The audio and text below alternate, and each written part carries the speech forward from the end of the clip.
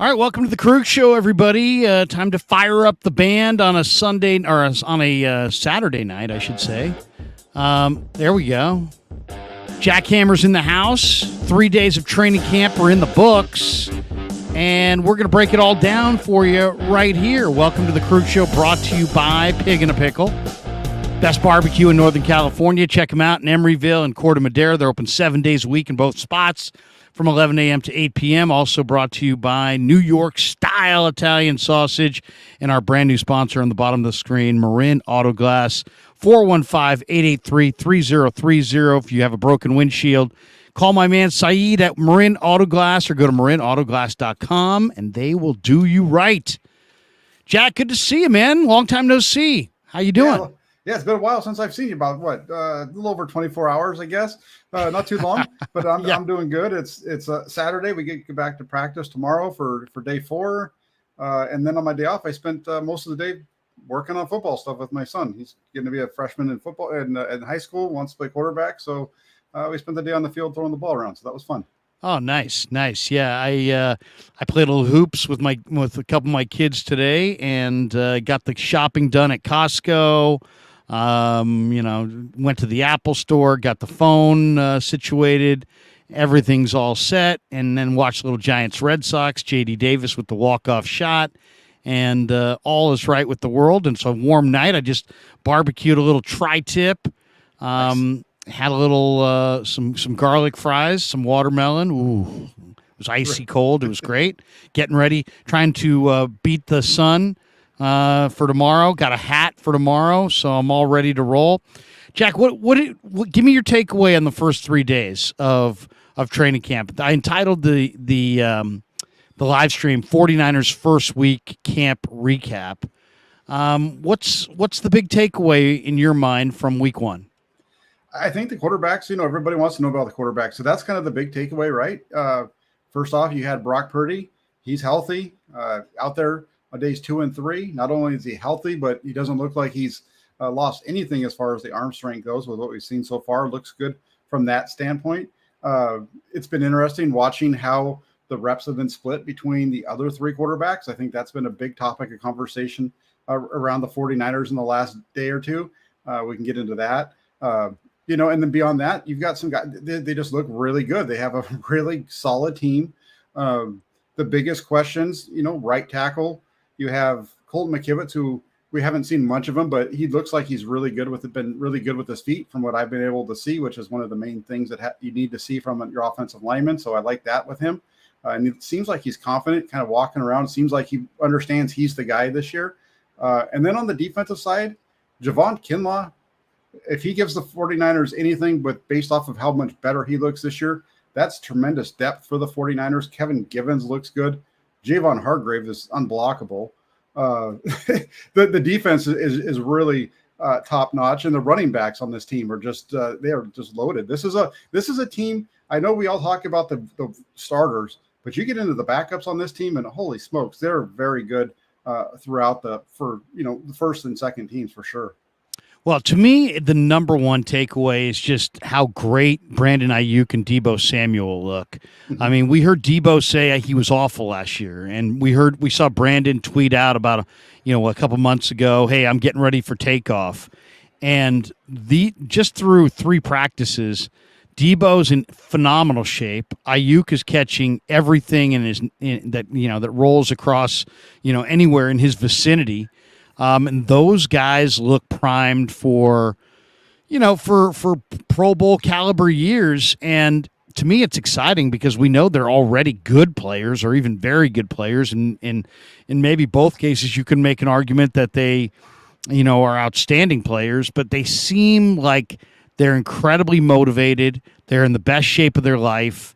And these guys look like they're going to lead the 49ers on offense to a whole nother level. And to me, that's the most exciting thing of the first week. Yeah, Ayuk looks amazing. Everything comes his way pretty much.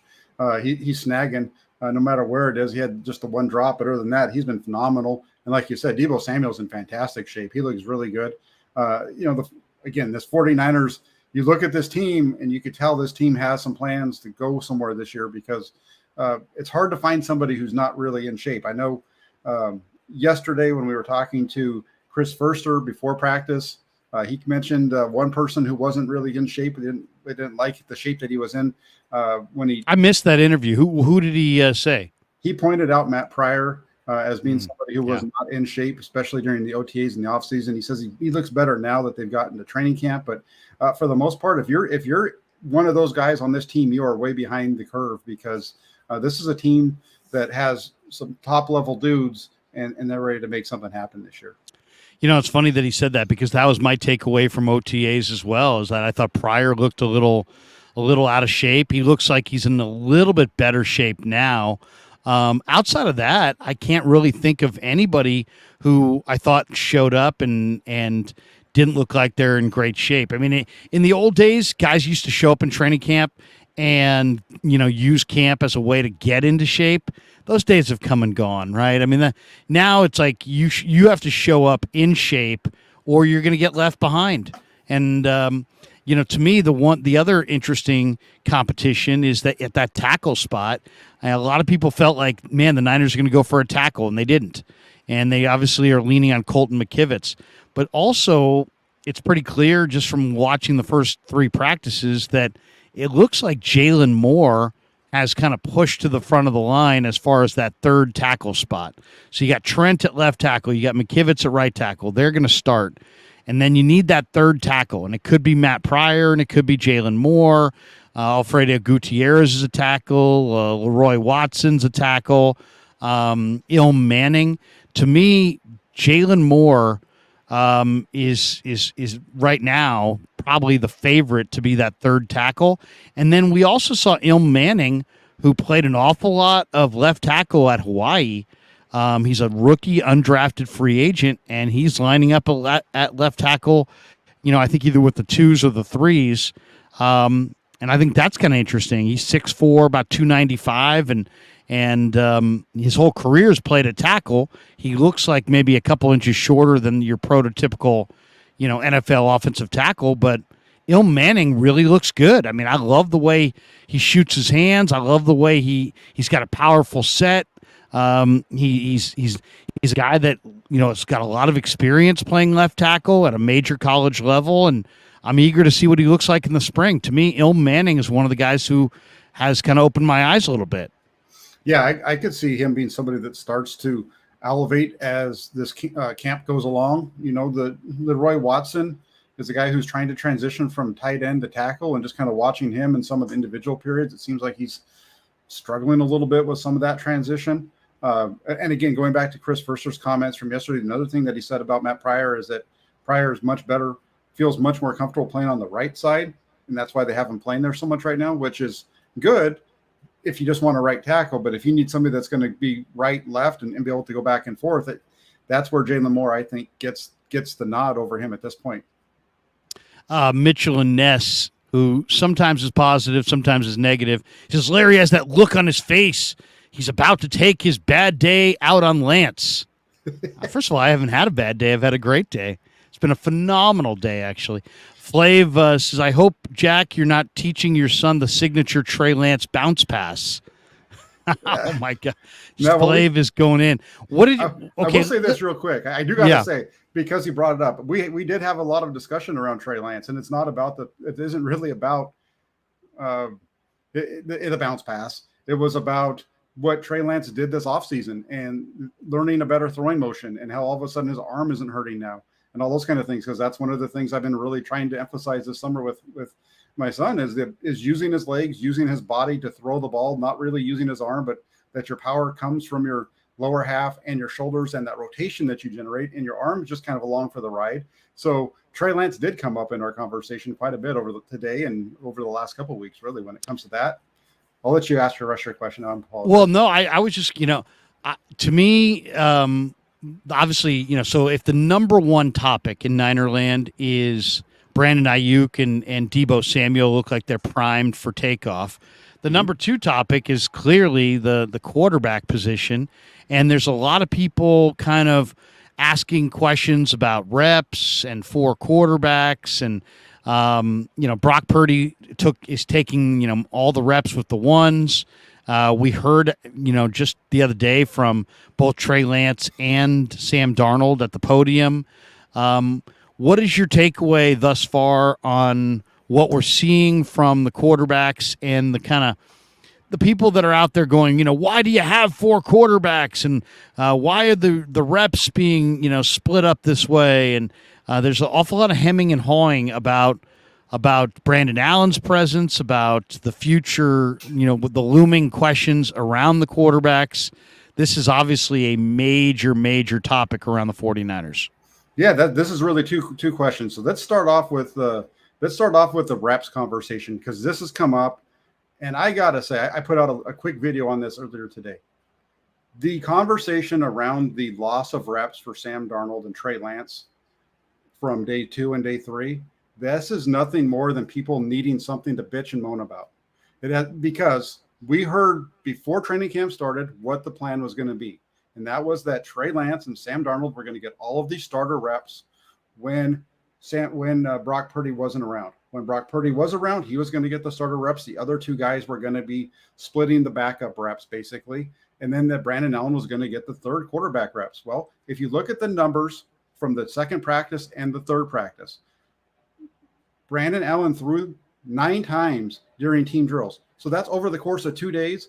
That means Trey Lance and Sam Darnold missed a total of 9 attempts, which is really, 4.5 each. So let's round it up to 5, right? So if you look at the numbers over these first couple of days, day 2 and day 3, Lance had 12. If you give him his half, that means he's up to 17 over 2 days. Darnold, he'd be at 16 because he has 11. Now, we're going to be going into practice tomorrow. The expectation, according to Kyle Shanahan, what he told us on Tuesday, is that tomorrow will be the scheduled day off for Brock Purdy. Well, guess what's going to happen tomorrow? Tomorrow, if Brock Purdy's not there, Trey Lance or Sam Darnold is going to get all those reps with the 1s and the 2s. They're going to split those reps probably if they do what they did the first time around. And all of a sudden now those 17 reps that have gone to Brock Purdy over the last 2 days and the 17 reps that have gone to the backups over these last 2 days are going to go to those two. So they're going to make up the reps that they lost. They're not losing any reps. They're getting the same number of reps that they would have anyway. And that number 3 quarterback in Brandon Allen, he's still get his 4 or 5, 6, whatever that number is. It's still there. The one thing that I did when I looked back, I wanted to see what the number of reps was, because it seemed to me like the total number of reps was down a little bit, and it is. In day 1 last year, there was 27 passes between the 3 quarterbacks. This year, there was 22 between the 3. So everybody's got to remember, it's July 29th. It's July 29th. We still have 2 weeks before they even get out to Las Vegas for the joint practices. This stuff is right now over these first 2 weeks. This is the way that it's going to go. And then from there, once Brock Purdy gets to where he's fully healthy, that's when we can start to really have this discussion about the 2s and the 3s, because that's when it's going to become an issue, because all of a sudden he's going to be taking all of those starter reps. Right. By the way, Flav jumps in with another super. He says probably would avoid the 100-mile-an-hour wobbly screen pass too. Okay, so there you go. Flav is in mid-season form. Mike Silver, who covers the team for the Chronicle and has covered the NFL for years, was asked his impression of the first 3 days of the camp. I go to Mike simply because, 1, I saw this on Twitter, and 2, because I think he's a credible guy who's got a little perspective, because that's really what I think people oftentimes are missing in around the 49ers and these stories around the quarterback, is like the perspective. Mm-hmm. Mike says, I am struck by how many reps 4th string quarterback Brandon Allen is getting relative to the number of reps Brock Purdy as the 3rd quarterback got last year in 2022. Then he says, makes you wonder, ... I don't know I don't have the numbers in front of me as what kind of reps Brock got last year. We were there for it. I think he only got third team reps, and to me, he got very few reps at all. He was just kind of thrown in there on the back end. What do you think? It makes Mike wonder. Does it make you wonder? I think I know where he's going with it. I think it's because of the fact that they're still getting him the reps when they have these other 2 guys out there. I think he's leaning more towards. I'm putting words in his mouth here, so if I'm wrong, I'm wrong. But I think what he's leaning towards is that the 49ers are going to make a move with one of these quarterbacks. That it's odd that they're getting so many. But the only difference that they've done so far between last year and this year is that the third group, instead of taking 2 reps in every rotation, is generally taking 3 or 4. And that's gone up and down. Sometimes it's 2, sometimes it's 3, sometimes it's 4. The overall number of passes for Brandon Allen in the first 3 days is lower than what Brock Purdy had in the first 3 days last year. It is lower? Yes. To me, it really comes down to two factors. You don't know who's going to be healthy. You've had a ton of injuries at the quarterback position. I think it would be negligent to have a quarterback, an NFL caliber quarterback. I mean, Brandon Allen was the number 2 quarterback in Cincinnati last year. It would be negligent to bring him in and not give him any reps at all. Because then what if all of a sudden there's an injury? And now you've got a quarterback that you may ask to play, some play period, and now he hasn't gotten any reps, and how fair is that? I think there's also when you have the illusion of, or I should say the illusion, but when there's a possibility that at the cutdown you're going to trade one of these quarterbacks, don't you have to give them all reps so that you maintain some leverage with opposing teams?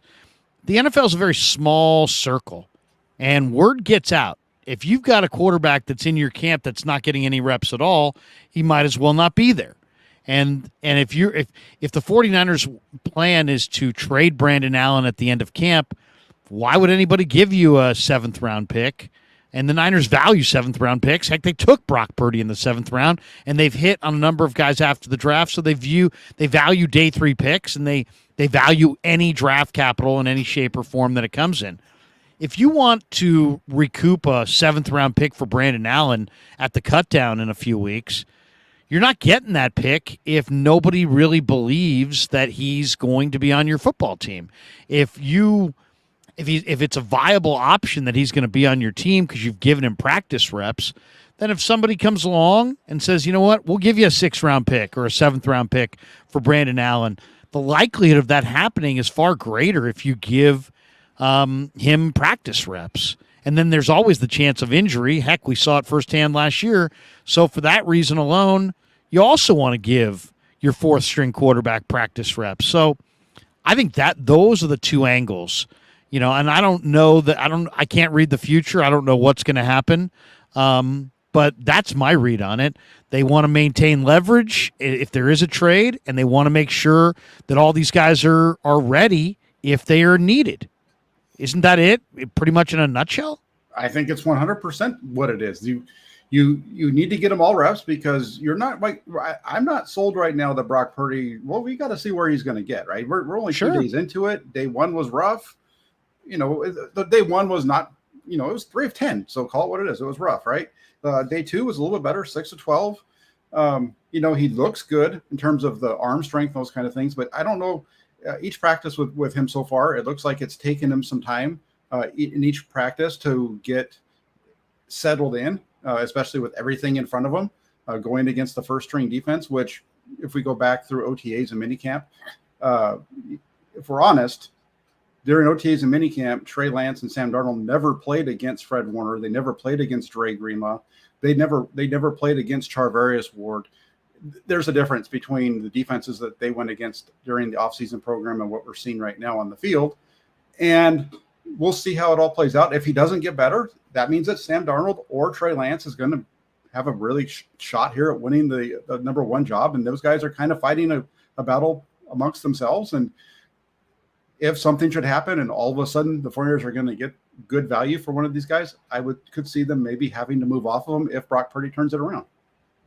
All right, let's go into each and every quarterback, and let's talk about what we see. And let's start with Brock.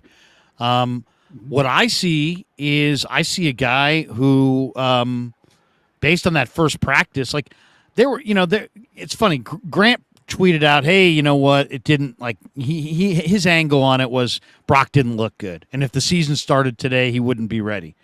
I wasn't grading it nearly the same.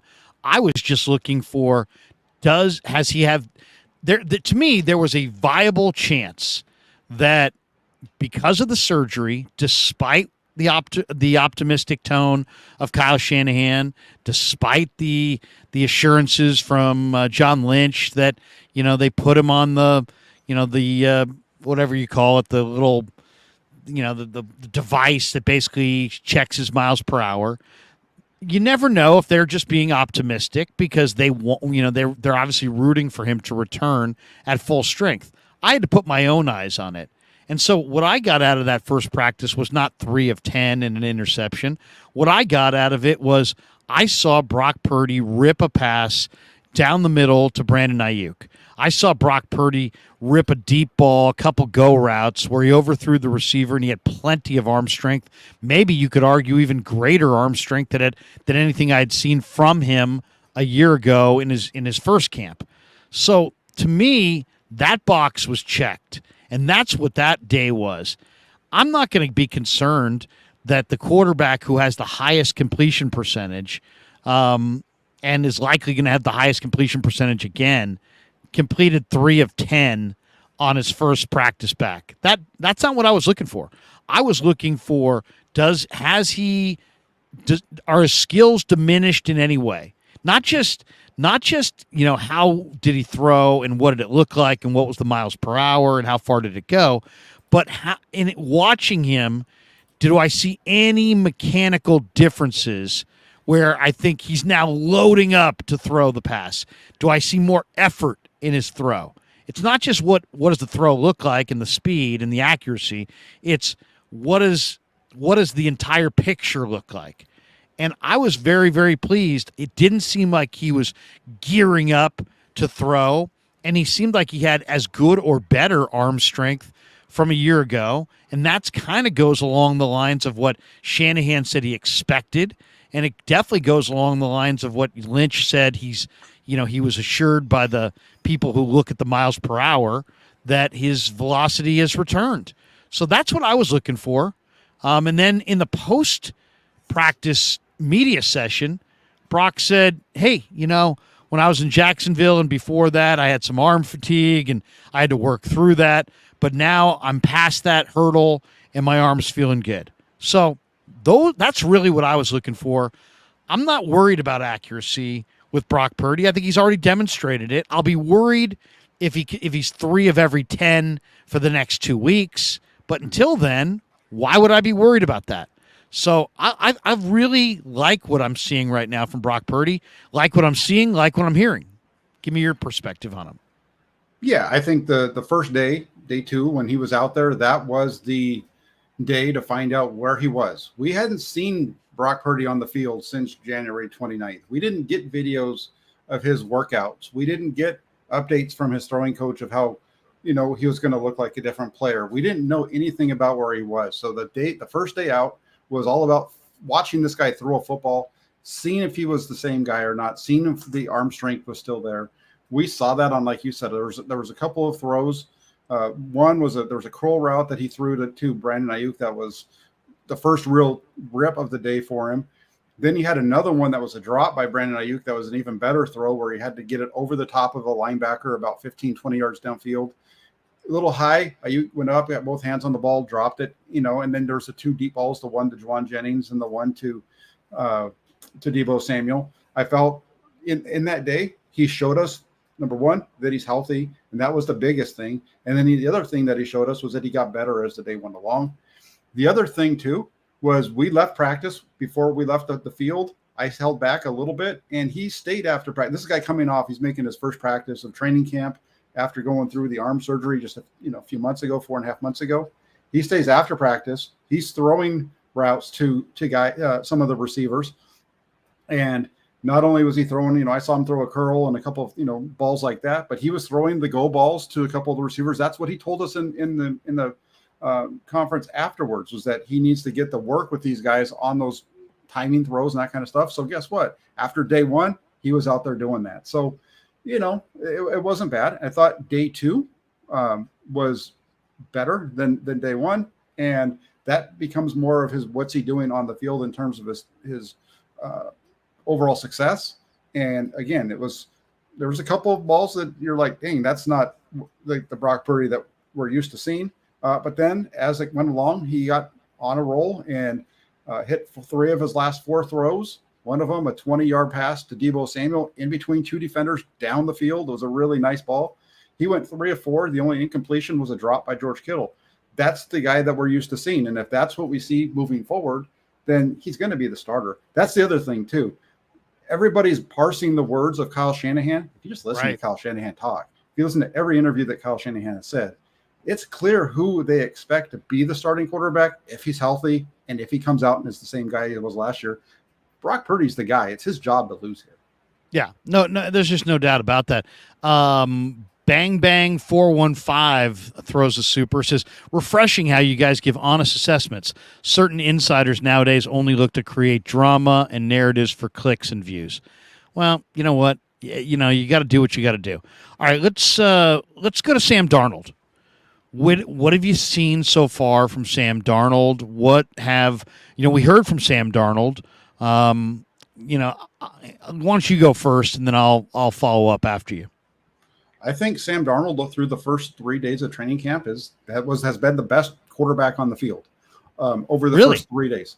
Yes, especially in the camp, the practice yesterday. He made the 3 best throws that we've seen on the field all throughout practice. He had the seam route to Elijah Mitchell. You can't throw that ball any better, and that was just on the money. Didn't even break stride or anything. It was a decently covered ball. That was a really nice throw. Comes back from that. He throws a go ball to Ray McLeod, drops it right in the bucket down the left sideline. He drops it, so that's an incompletion. And then the throw that he made to Juwan Jennings, it's a hell of a catch by Juwan Jennings to get his hand up. Everybody realized how good a catch it was, but that wasn't a bad throw either. I mean, it wasn't like it wasn't on the money, but it was a nice downfield throw.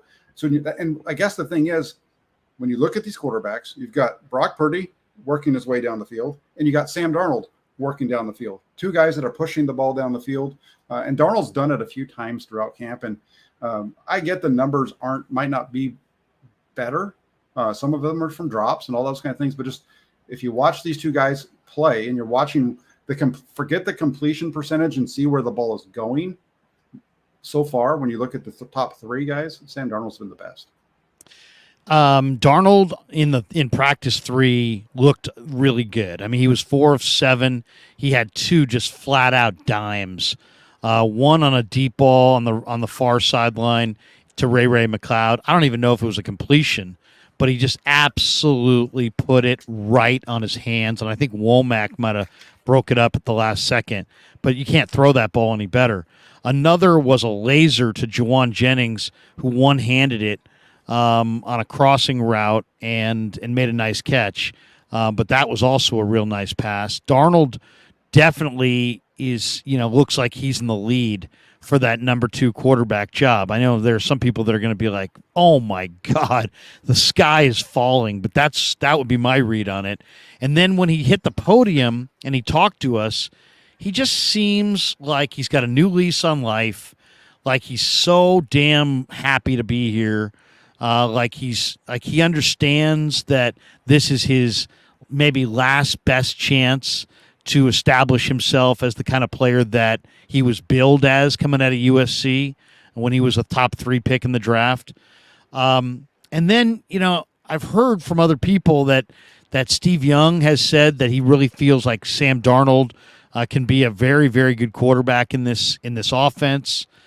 Shanahan is bringing up Steve Young and how long it took Steve Young to kind of get with the right team in the right situation, and how he flourished with the Niners, and he brings that up in relation to discussing the career path thus far of Sam Darnold.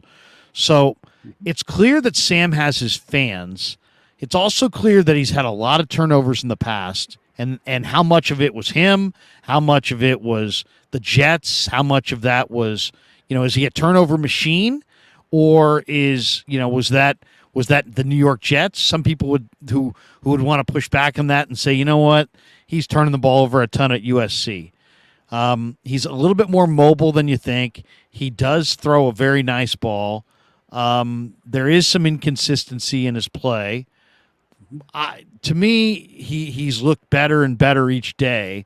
And then his mindset seems to be, he seems to be very confident, very calm, very, self assured. He seems like he really believes in himself, and he seems really excited to be here. And then we'll see what he looks like tomorrow. You know what I mean? Other than that, I watched all of his games at Carolina, and I saw a decent player in some games, but he also had some ugly moments. I don't, I'm skeptical about Sam Darnold because he has been in the league, 4 or 5 years now, and it hasn't happened for him. But he definitely seems like he feels like he's in the right spot, and it sounds like the 49ers really believe in him. At least the key people do, one of them being Kyle Shanahan. That would be my takeaway on Darnold. I'm glad he's here because he's another, viable starting candidate. I guess I got to see more. I got to see more of Sam Darnold because to me, you don't have struggles for 4 years because of nothing. And you don't have struggles for 4 years because the Jets were lousy. Some of that is on Sam himself. So I'm not sure that it's sustainable, but the last practice he had, he looked great. And when he hit the podium and talked to us about it, he seemed very, very confident and comfortable with where he is in his career and very motivated. I was very encouraged by what I saw and heard from Sam in the last practice. Yeah, another person who has been high on Sam Darnold just got hired by the 49ers organization. We just heard of that today. Frank Gore. He said during the rookie pro day that they had in Santa Clara, he was on the sidelines, talked to some of the reporters there, and told them, wait until you see Sam Darnold on the field. You're going to like what you see. He played with him out in New York. He's now a member of the organization as well. The comments that I'm just glad that Kyle Shanahan made the comment about Sam Darnold and referred to Steve Young on that, because that's something that I said a couple months ago when everybody was saying there's no chance that Sam Darnold does anything in San Francisco. And I kept saying, hey, hold on a second. He's been in shitty situations. He's been in with a head coach, offensive coordinator in New York, who's I think out of the NFL right now. The other one that he had during his time in Carolina, he's at Nebraska. And the teams around him haven't been good. There's been a lot of talk this offseason about the having Christian McCaffrey around and how much that impacted Brock Purdy's play. Well, the two only played a couple of times together out in Carolina, the first 3 weeks of the 2021 season. Granted, that offense was new. The NFL hadn't really caught on to what they were doing yet. But at that point, in those first 3 games of the 2021 season, Sam Darnold had great numbers. The Carolina Panthers moved the ball. The NFL caught up with them. Christian McCaffrey had some injury issues and all that kind of stuff. But this is different. That kind of cheat code that they had to meet in 2021 with McCaffrey and that new offense out in Carolina, that is Kyle Shanahan's offense in San Francisco. Is he going to be great? I don't know yet. Like you said, it's only been 3 days, and I'm basing what I'm saying just off of these 3 days because I came out of OTAs and minicamp just kind of a little bit underwhelmed by both of the quarterbacks over there. Yeah. Flav jumps in. He says, I agree with Larry. We know accuracy isn't a huge issue with Brock Purdy. Arm strength is the major concern. Accuracy will come back quickly with reps and timing. All right, let's move on before we'll finish with Trey, but let's go to Brandon Allen. What do you see with Brandon Allen? I'm not as enthusiastic about Brandon Allen as the 49ers are at this point. It seems like, with the reps that they're giving him and the way Kyle Shanahan has talked him up. He's been very up and down so far through training camp. I mean, he can make all the throws. He can do all those types of things, but he's going up. He's working with the threes against the threes. And it just seems like when he's working in the team setting, he struggles. And we've seen that from him for the better part of all 3 days. I guess he wasn't that bad on day 2, but on day 1 and day 3 in particular, he really struggled. And we'll see where he goes from here, but it hasn't been all that strong, I don't feel. Yeah, I mean, I watched him at Arkansas and was not overly impressed. And then what I see is I see a quarterback that in the short and intermediate area, he can do some things. But he really, when it gets time to throw the ball 25 yards down the field or more, it's just kind of a crapshoot. I mean, he sprays it. It's in the vicinity, but there's not. It doesn't seem like he's got NFL down the field type accuracy. Mm-hmm. Yeah, That's I what I would agree see. with that. I would agree with that. And that's, this is a guy who has played some games in the NFL. He's under 60%, kind of like the other three quarterbacks that aren't Brock Purdy on the roster. But I don't see him as being somebody. If you're going to keep him around and have him be your third quarterback, okay. But if you're going to try to keep four quarterbacks on the roster and have him be one of them and lose somewhere else on the roster as a result, I think that's a huge, huge mistake. Yeah, I mean, what he's done so far. He's 2-7 in his career. He's completed 56.7% of his passes. He's got 10 touchdowns and 6 interceptions. He doesn't have a big arm, and and yet the thing that he's got in his favor is he's got a contract that really fits what the 49ers, I'm sure, want to pay their third string quarterback, $1 million. Yeah. So that's what I see with him. I see him being in a good spot from the standpoint of the 49ers have a really deep roster and all kinds of commitments for 2024, and I'm sure they would love to roll over as much cap room as possible into next year so they can retain Debo and Ayuk and as many of their core of a dozen great players as they possibly can. And if you go with $1 million third-string quarterback in 2023 instead of a $5 or a $9 million player like Darnold or Lance, that's that much more money that you're going to be able to spend on retaining your core players and keeping your Super Bowl window open. So that's what I see as the positives of Brandon Allen. He can. Kyle said he looked good in the OTAs. I can't counter that, but at the same time, I would say good for a third string quarterback. But if you're to me, people compared Brock Purdy to Nick Mullins, and I always said, "Oh, come on, that's crazy." But if you want to compare Nick Mullins to Brandon Allen, I'm all ears. You know what I mean? I think that's an apt comparison. Any other thoughts on Allen before we move to Trey?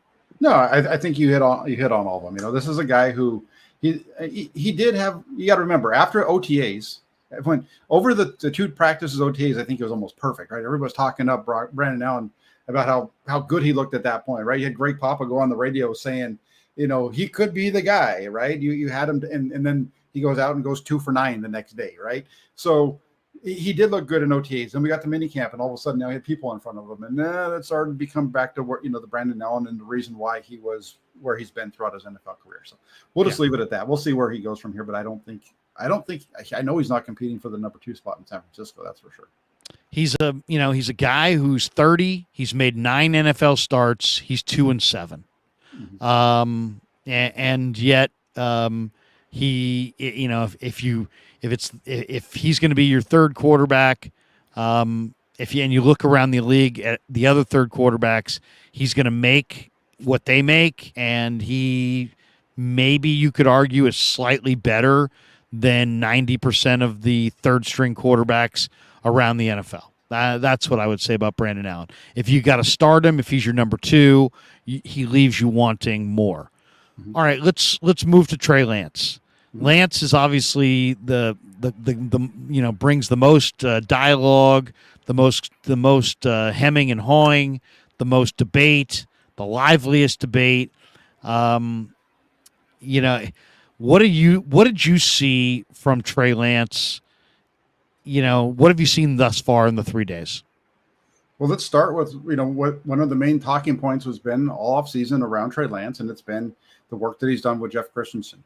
And that part, the work that he's done with Jeff Christensen, there is no doubt when you watch Trey Lance throw the football, especially during the warm-up periods and those kind of things, it shows. He has a much better ball.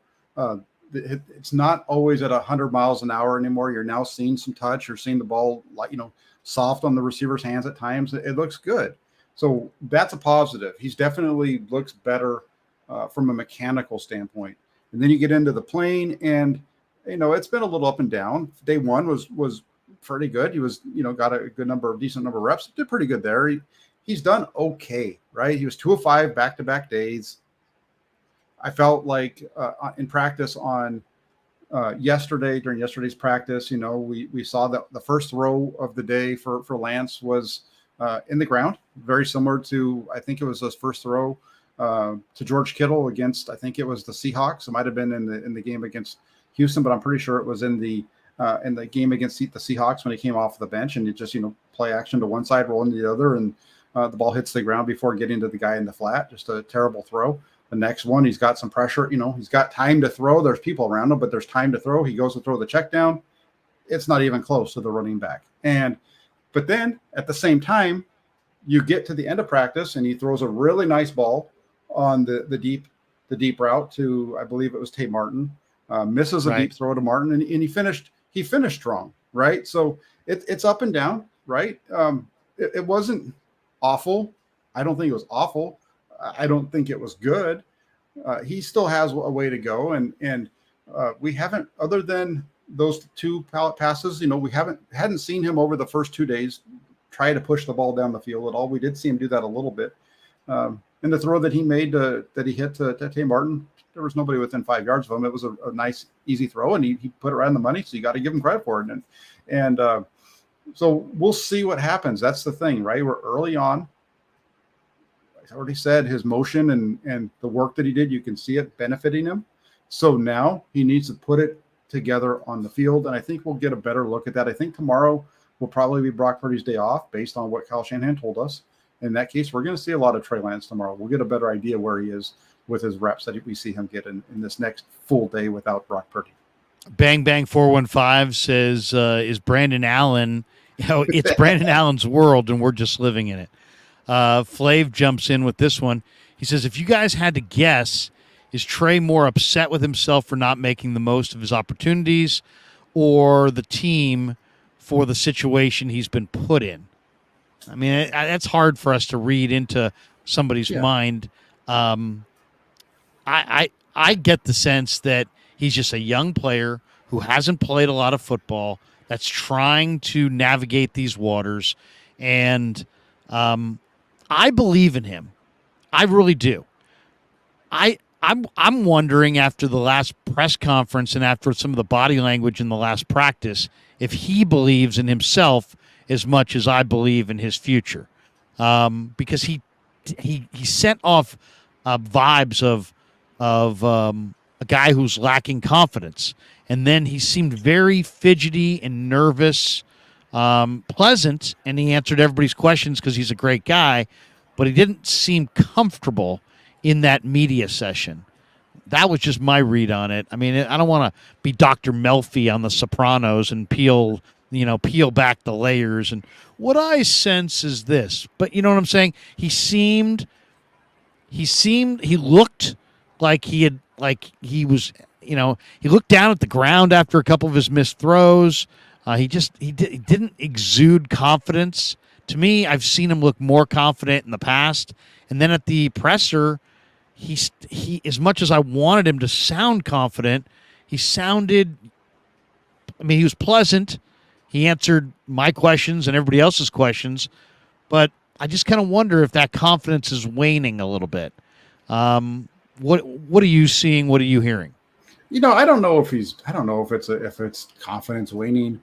Or if it's just, tough because there's gaps in between when he's getting on the field, which they have gaps for him. There's gaps for Sam Darnold too, right? They're both because of the way that they're rotating those two out. Sometimes there's long periods in between when they're on the field, when they're not, in terms of the rotations. I could see him being frustrated, but I don't know. I could, you make a couple bad throws like he did to start off practice, and I think missing the throw like he missed to the running back, and he's clapping his hands, and I would be. That's that's a throw that we opened up the conversation Those are tonight. layups. Yeah, well, we opened up the conversation tonight talking about me working with my kid out at on the field, right? So I go out and watch them during their summer workouts. He misses a throw, and I'm like standing on the sidelines. He gets to the car. I'm like, what the fuck was that? The guy's wide open. Why are you not hitting him? And this kid's he's trying to play football for the first time, right? And here's Trey Lance out on the field, and he's missing those throws. And so I just it puts it in perspective for me. This is an NFL guy that was taken number one, and the layup throws. Those are the ones that make you scratch your head because, like I said, those were bad. He came back. To his credit, he struggled at the beginning.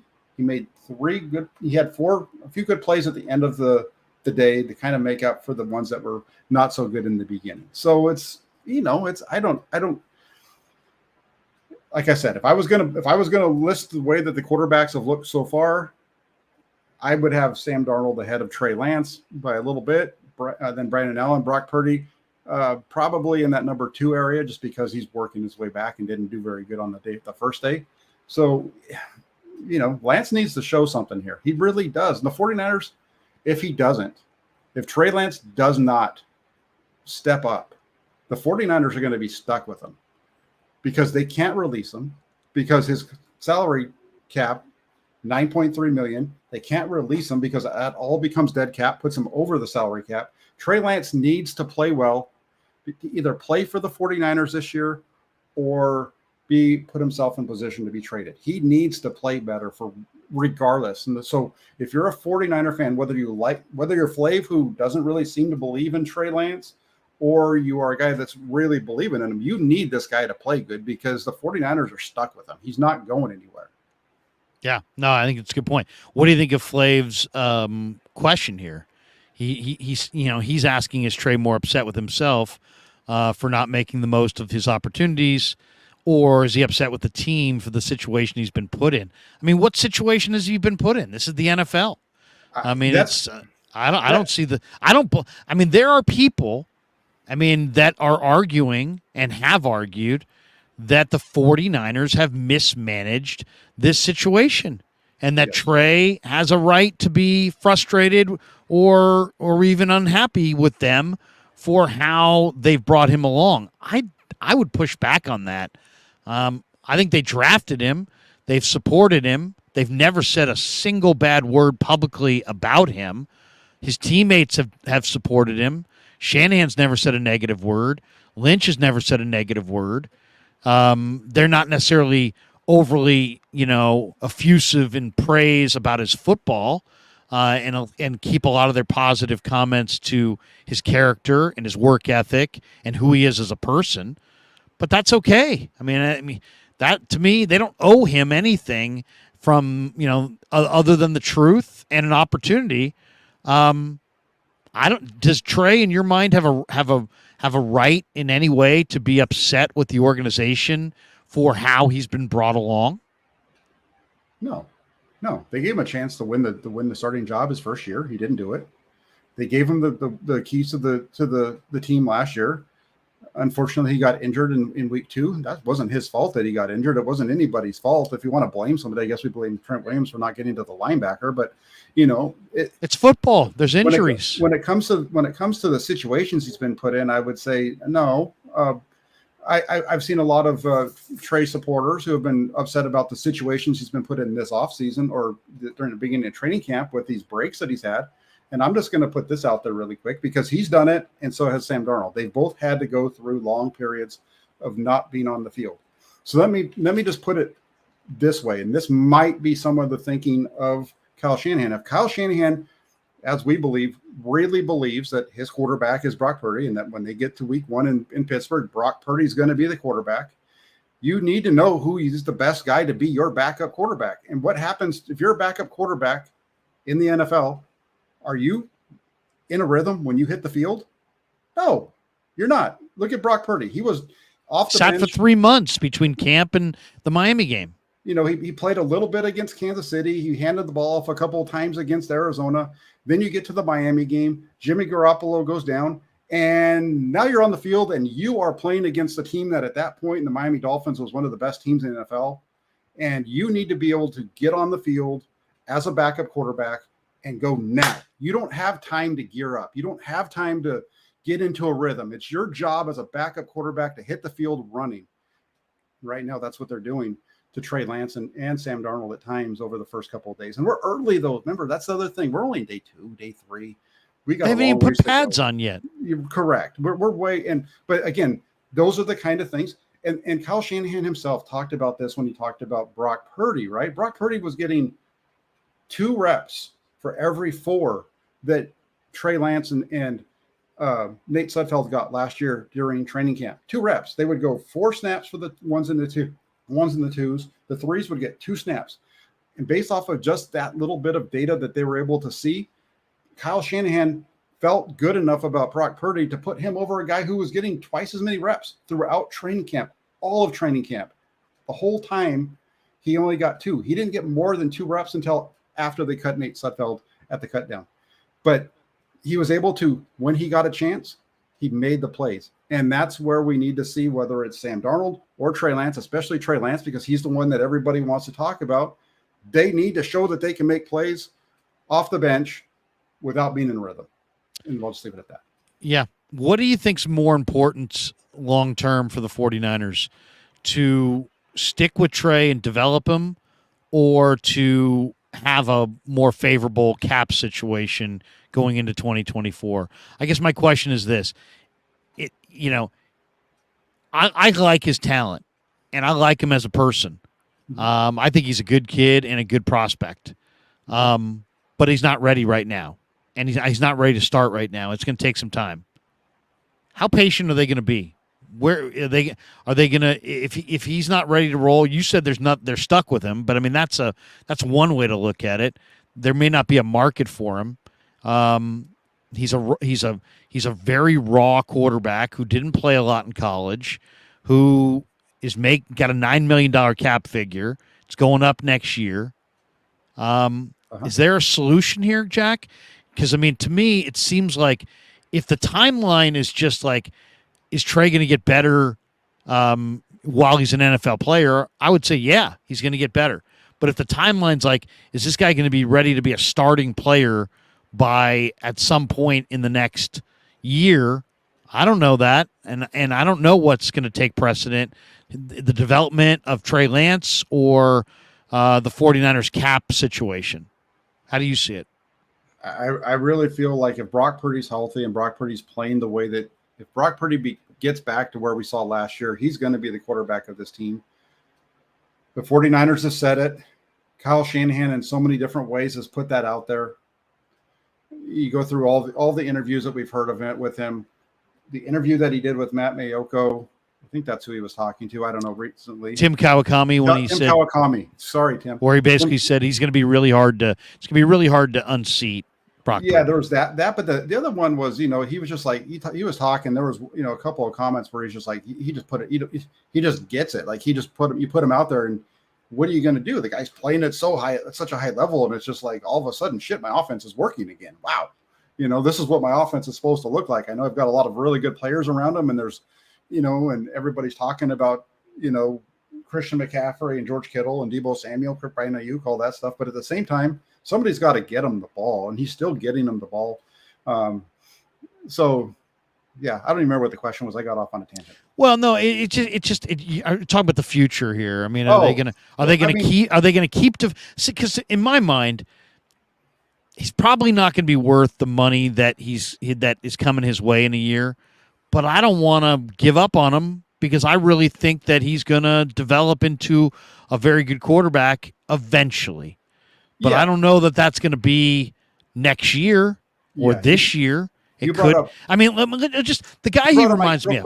Real quick. You brought up Mike Silver, right? Yeah. You brought up Mike Silver. And there was a Mike Silver article in which he said that according to his sources, the 49ers were offered a 5th-round pick during the draft. At the draft, they were offered a 5th-round pick for Trey Lance that they did not take. I wouldn't have either. I wouldn't have either, because at that point you didn't know what was going on with Brock Purdy. If a team was to come to them at the end of the training camp and offer him a 5th-round pick, would they take it all of a sudden? I don't. That's where you get into it. His value to the 49ers as a backup is probably greater than what they're going to get as a draft pick. right, in a trade. And so they probably I would expect that they keep him this year. And then if there's going to be some kind of a trade or something that comes up next year, it's just kind of the way that I would, for me, I'd rather have Brock Purdy, Trey Lance, and Sam Darnold as my 3 quarterbacks and then have Brandon Allen as one of my 3. Just, that's the group that I'd rather have. I don't know if that's the direction they're going to go, because if they do find a trade partner, if they do feel so good about Brandon Allen and, you've got the other guys all doing what they're supposed to do, you can offload them now. You can roll that money over with the cap next year. Plus you get the cap savings next year all ready for him anyway. And this is a team that's right now $12 million over the salary cap, and they don't even have a new deal done for Bosa yet. So I don't know. It's a tough situation to call. I just don't see him going anywhere right now. Yeah. They'll be back on the field tomorrow. We'll get a better idea at that point. Matt Mayoko, by the way, as far as Lance's numbers, or Matt Barrows had it down as Lance is 7 of 14 in 11-on-11 situations through the first 3 days of training camp, which obviously is 50% completion percentage. And once again, the pads aren't on. So, how much of this can really be evaluated? All July right, 29th. July 29th, people. It's July 29th. Just July 29th. We got 2 weeks before we get to Vegas. Vegas is when this is going to start to separate itself. If I can just talk over you again, Larry, I apologize. No, go. Absolutely, no problem.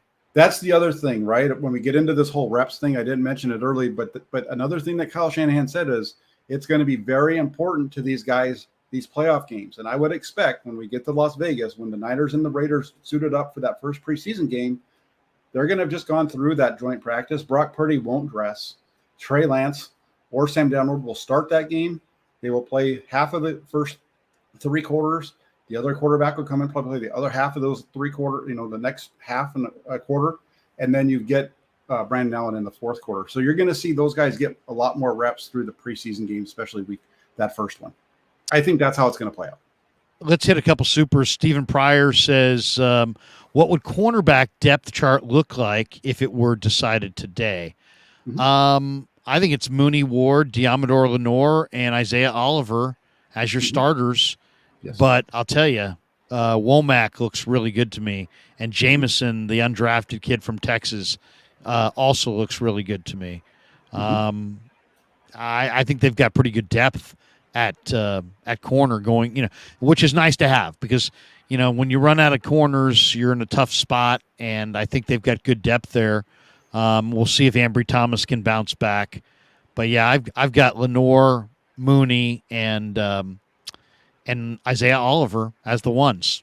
Yeah, I'm with you on all 5 that you mentioned. I think those are your top 5 so far. I don't really know who the other guy in the slot has been so far. Haven't really noticed anybody making any plays out of there. Isaiah Oliver, that guy's good. Same thing, Travis Ward. He looks really healthy. We didn't see him during OTAs, during the offseason program really.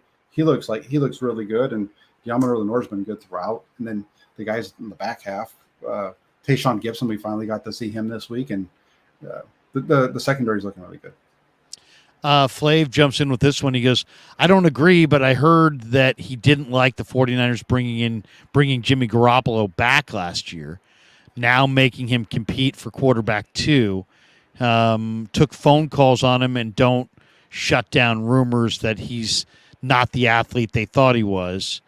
I don't know. I mean, that, Flav, I hear you, but that's all speculative at this point. I don't have anything real concrete on that.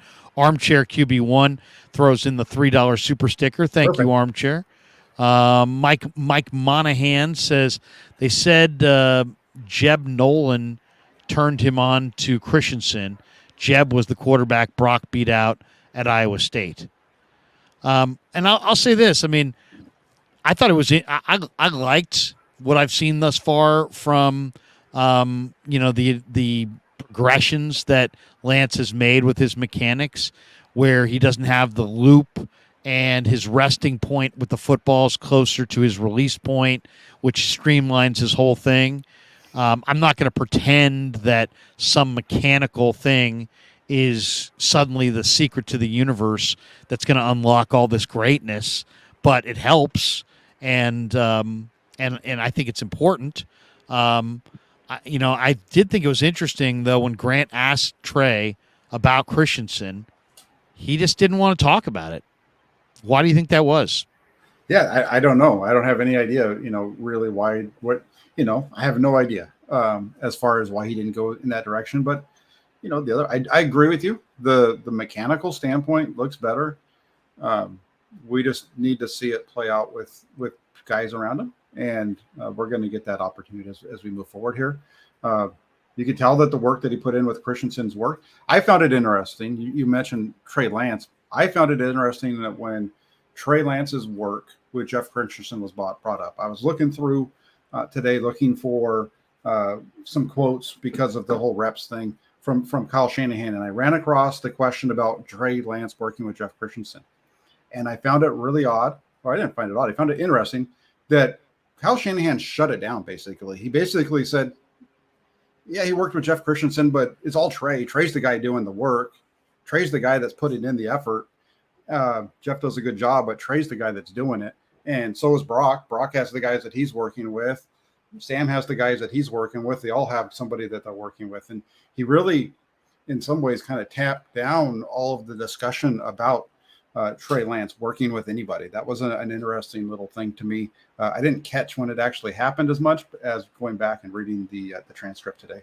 I thought Shanahan kind of shut that whole debate down with, "Hey, we'd never, tell quarterbacks who to work with." So I know there was a narrative out there that like the 49ers had him work with Beck and that failed. And now he's working with Christensen and Christensen's helping him. And, it's like the 49ers handpicked coach failed, but, Trey's, working with the guy that Trey's now working with is succeeding. And it's just that whole narrative. I think Kyle shut the whole thing down by just saying, "Hey, we don't tell these guys who to work with, period." They work with who they want to work with. Daryl 49er for life, Smock says, Trey needs his reps. That's it. And that's all. And he doesn't get them. And if he doesn't get them, then it's on Kyle. He needs reps, but prioritizing his reps over the team's, the other quarterbacks on the team. I mean, you did invest two number ones, three number ones, whatever way you want to look at it, in Trey. Do they owe him should they have cleared the decks for him? Should they not have brought back Jimmy? Should they have not have had him brought in Sam Darnold? Should they have, basically cleared the room for him? Have they done him wrong by the way they've handled, bringing in Garoppolo, bringing in Darnold, now bringing in Brandon Allen, having four quarterbacks split the reps? Do you see blame there? I know a lot of people like to get into this, and I don't. I don't think it's on the 49ers. Like I said, they gave him a chance to win the starting job in 2021. John Lynch said as much about him pushing Jimmy Garoppolo at one point. There was a point in that competition in that offseason where they continued to kind of push Trey to get more reps with the ones. And then, through that first preseason game, you saw a really strong, upward trajectory for Trey Lance. And they get down and they play the Chargers and it just flattened out from there. And I think at that point, they still tried to give him some stuff. But then is it the 49ers' fault that he got injured against Arizona? I mean, I guess you can say it is, It's not their fault that he injured his finger, right? Everybody's still talking about this finger injury. That's the reason supposedly that he struggled so much last year was because of the finger injury from the year before. But nobody's really wants to blame the 49ers for the finger injury because it's not their fault, right? But they're going to blame him for the injuries on the runs, which I just don't agree with. I don't like them running them.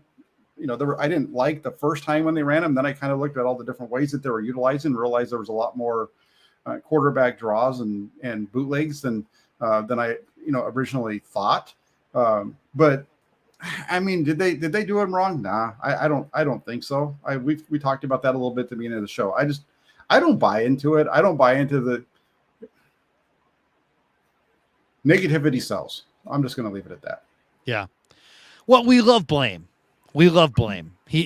Right now, the one thing we can all agree with is that he's developed a little bit, but he's not developed enough, and he needs more development. And who's it on? I don't know. What do they owe him? They're trying. This is almost like the James Wiseman Warrior thing. They don't. It's really difficult to win, to compete for championships, and develop raw players that it was impossible for the Warriors to develop James Wiseman, and eventually they got rid of James Wiseman for Gary Payton, sold low on him, and then he had better numbers in Detroit, but they didn't win games. It's very difficult. Like, what takes priority, development or winning games? And I would say head coaches are paid to win games. So I understand why people are frustrated, but at the same time, they'd be frustrated as well if he was developing and the 49ers were a horrendous football team. Instead, they've been in 3 of the last 4 NFC championship games. So it's like, this is the balancing act, and it's a very difficult balancing act when you draft a young player. I mean, this is the situation. They went with the rookie quarterback because they felt like they had so many stars and they wanted to retain their core. And that's what Shanahan said to Tim Kawakami. And that makes sense to me. You got some of the NFL's best players. You wanted to retain them. So you wanted a quarterback on a rookie deal. There's risk involved with that. They liked Trey over Mac because they liked him as a person and they liked his upside. Okay. But then, did they miscalculate how long it would take him to develop? Or is it just the way it's gone? I don't see negligence there. I really don't. And I know a lot of people want to say, a lot of people want to be like, well, you know what? It's on Shanahan and Lynch, and somebody needs to be fired if Trey doesn't develop. Really? We're there? The 49ers have the deepest roster in the league. John Lynch is the general manager. You're going to run him out because Trey Lance hasn't developed quickly? You're gonna blame Kyle Shanahan because Trey Lance hasn't developed quick enough?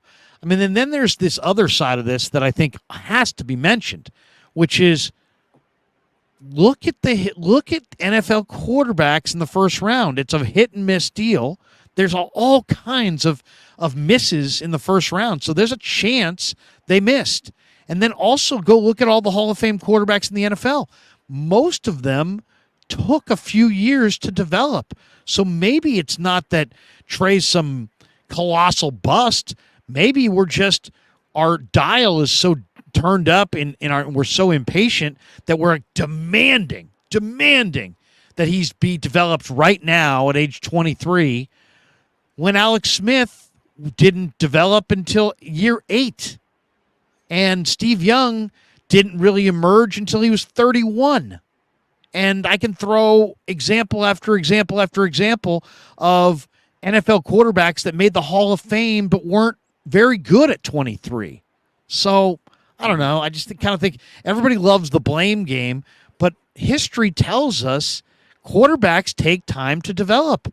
And for every Mahomes who goes for 50 touchdowns in his rookie year, or Roethlisberger, or Russell Wilson, or Andrew Luck, or there's 3 or 4 other guys who didn't develop till they were 25, 26, 27, 28.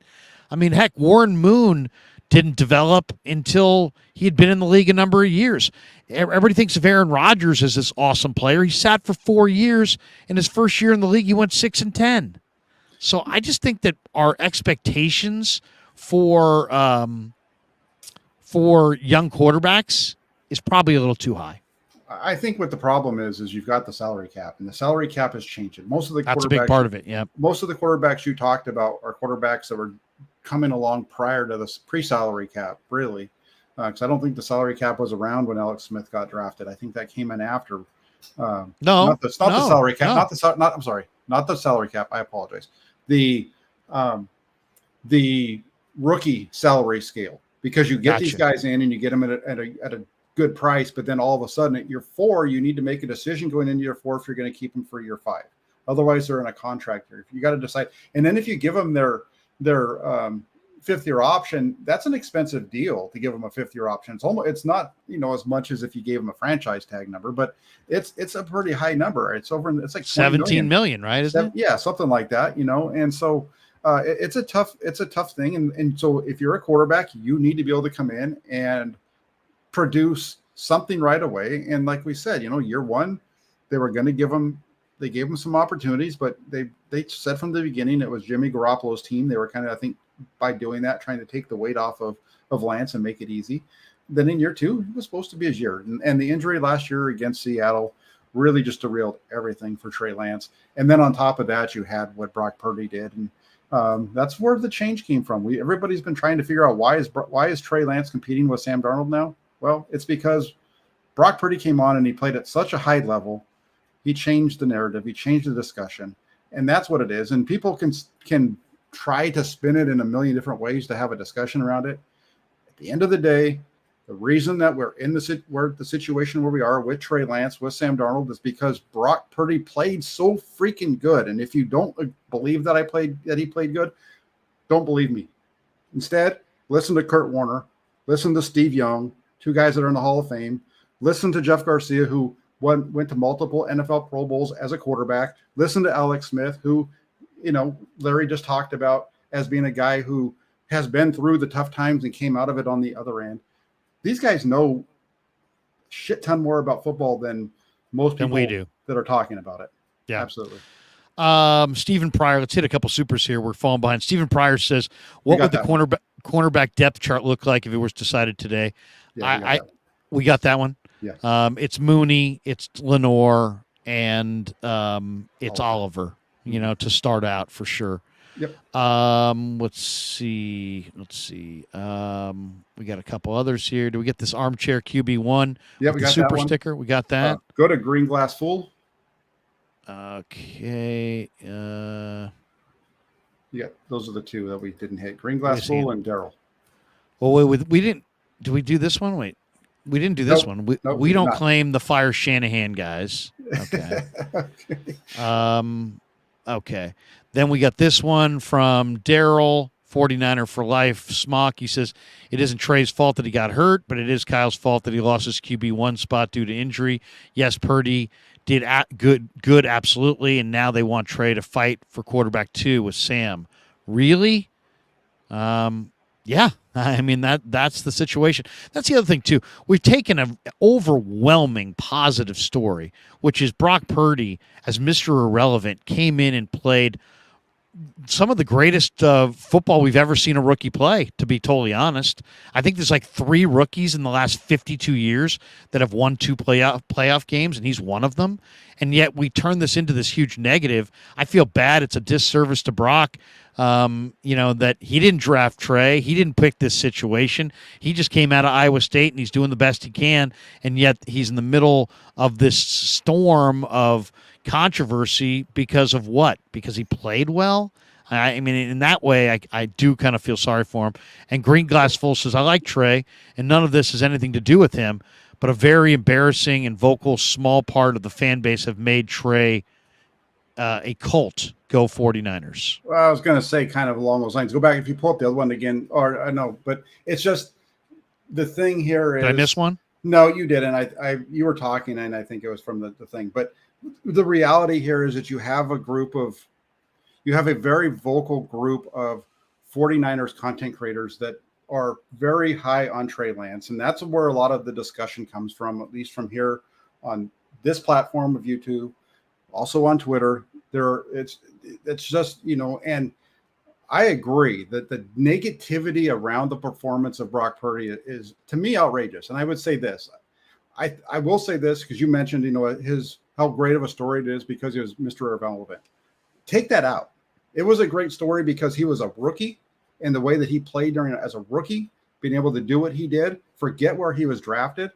He came out, and if he had been taken in the round 3 and round 4 and round 2 in round 1, it doesn't matter. If any of those guys had done it, that would be, in a lot of ways, if Brock Purdy had been taken in the first round, we wouldn't be having this discussion. He wouldn't just be the nice little story he wouldn't be the little engine that could.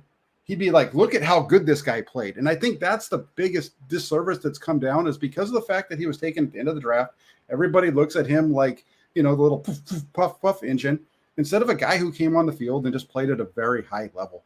And if he had been taken higher up in the draft, everybody would be talking about how the 49ers got the best quarterback available, how they are set for the future. They are set for the next 4 years. Instead, all off season, we had to listen to people talk about how he was going to suck and how he's not the guy going forward. And he got lucky. The only reason it was good was because he had Christian McCaffrey and George Kittle and yada, yada, yada, yada, yada. At the core, and I think it's also about, people getting their echo chamber, right?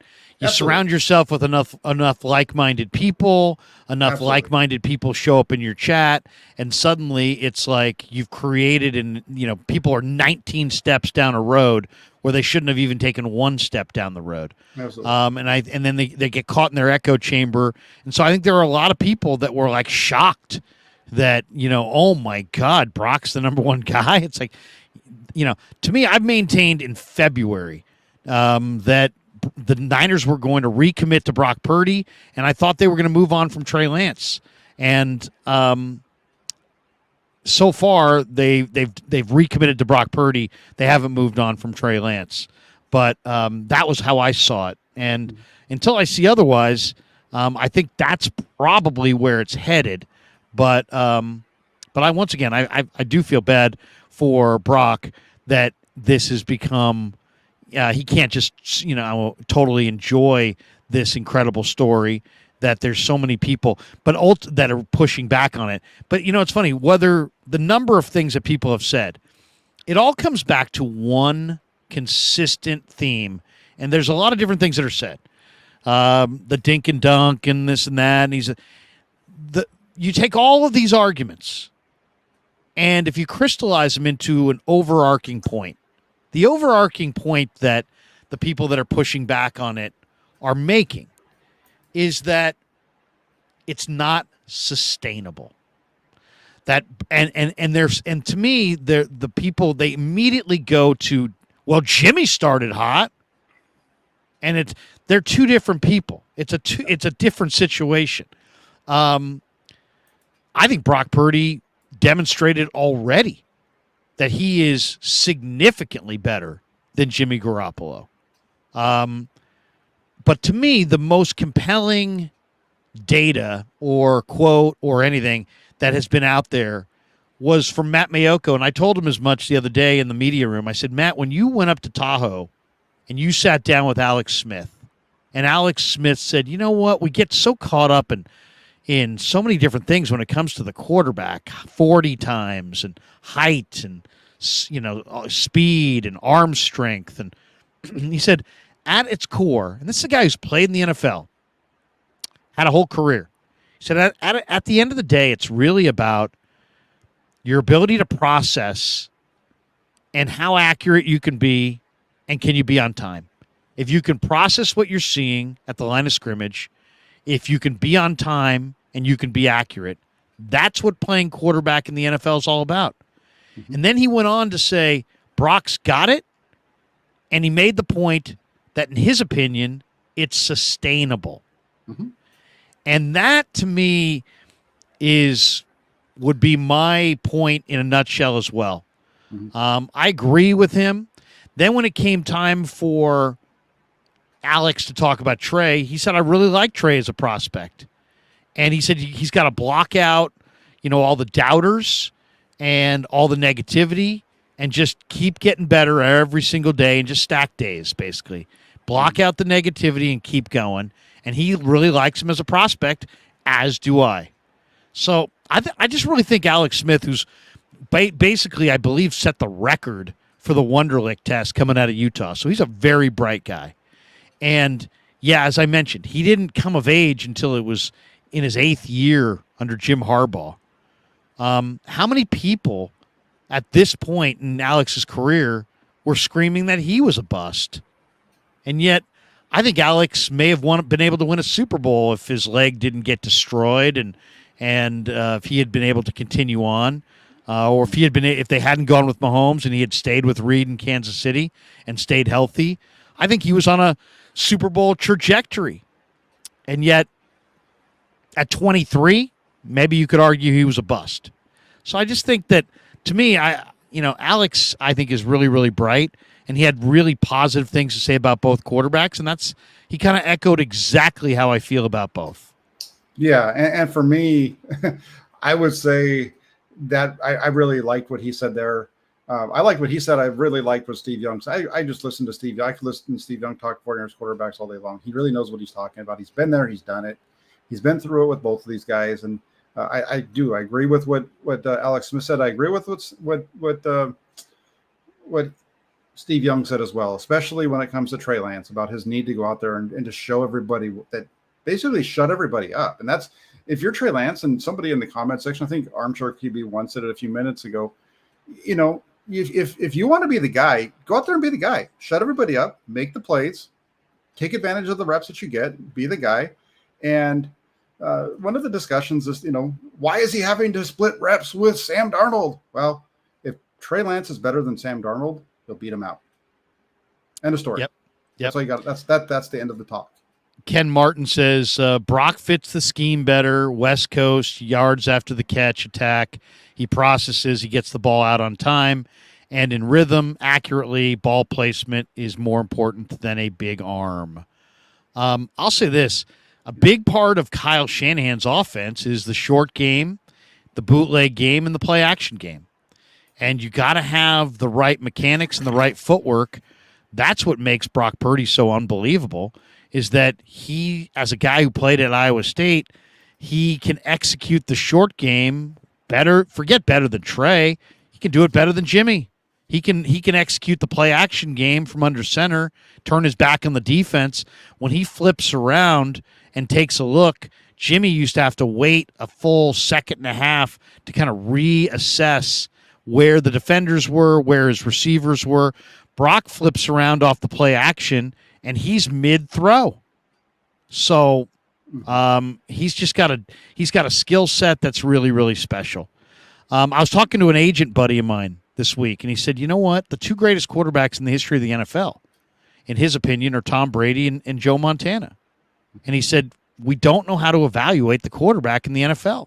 He said, if those guys were in the latest draft, Brady would go in the 6th round and Montana would go in the 3rd round, because we just don't understand what really is important and how to really scout these players effectively. This guy's been an agent in the NFL, represented many quarterbacks. He called me this week and made that point. And he has great hope. He thinks that the Niners may have lucked into something really, really special with Brock Purdy, and he still has really high hopes for Trey Lance, and I agree with him. But I just think that's interesting. It's like we really feel like we know so much about this position and we've learned so much, but in reality, look at the first round quarterbacks. There's all kinds of busts. There's for every guy who's a star, there's probably 3 or 4 guys who aren't very good. Yeah, look at just go back to that 2021 draft, and I remember the 2021 draft. Everybody, 49ers Twitter was drooling over the guy that ended up going to the Jets, Zach Wilson. I liked him then too, and I still kind of think he's got a future, but he hasn't. It hasn't happened. Yeah, I didn't. And there were things about his game that I had serious questions on, especially his ability to play when he had people around him. He was really good when he was throwing from a clean pocket and there was nobody around him. Then when he finally had a team that got in his face, that year, that COVID year, when he was blowing everybody out, then they made that trip down to Florida and played against I can't remember the name of the school. It was a small school that was up and coming that year, and they went down to Florida and they just beat the shit out of him. They were hitting him, they were knocking him around. They were, he threw an interception and 2 guys, took advantage of the opportunity to hit him and drilled him into the ground there, and they just got all over him, and he didn't play well, and BYU lost the game, and he's gone in the NFL and he's struggled there. And Trey Lance is a guy who unfortunately just hasn't had a lot of opportunities. And then you get to, the guy out in Chicago, Justin Fields. That's another guy everybody liked, and there was things to like about him. But there's some question marks, I think, still.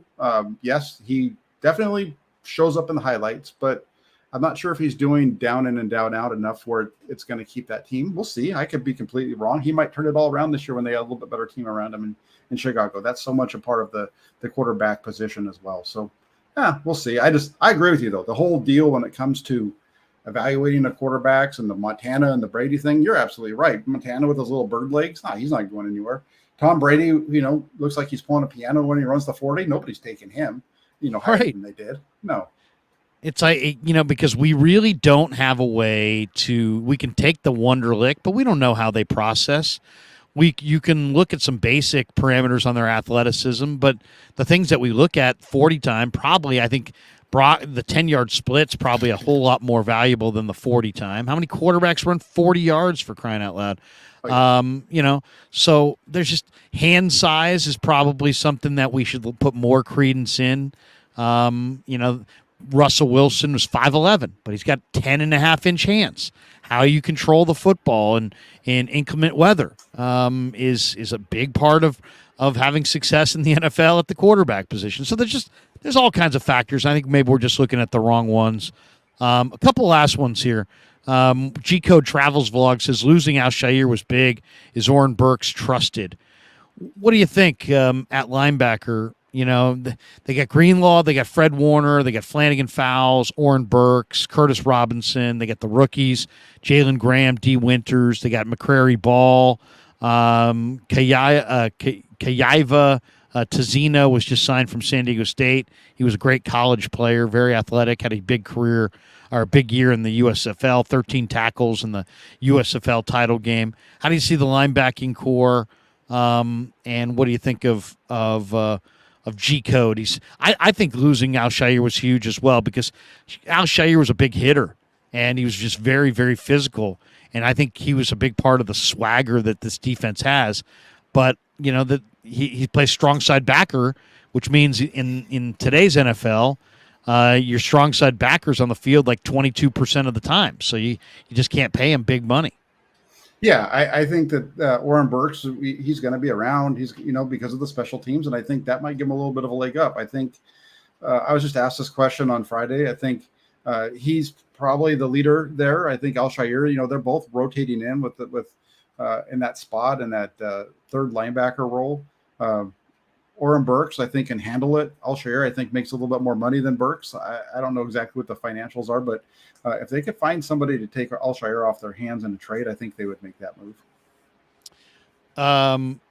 You mean Al-Shaair's already gone? Not Al-Shaair. I'm sorry. Demetrius Flanagan Fowles.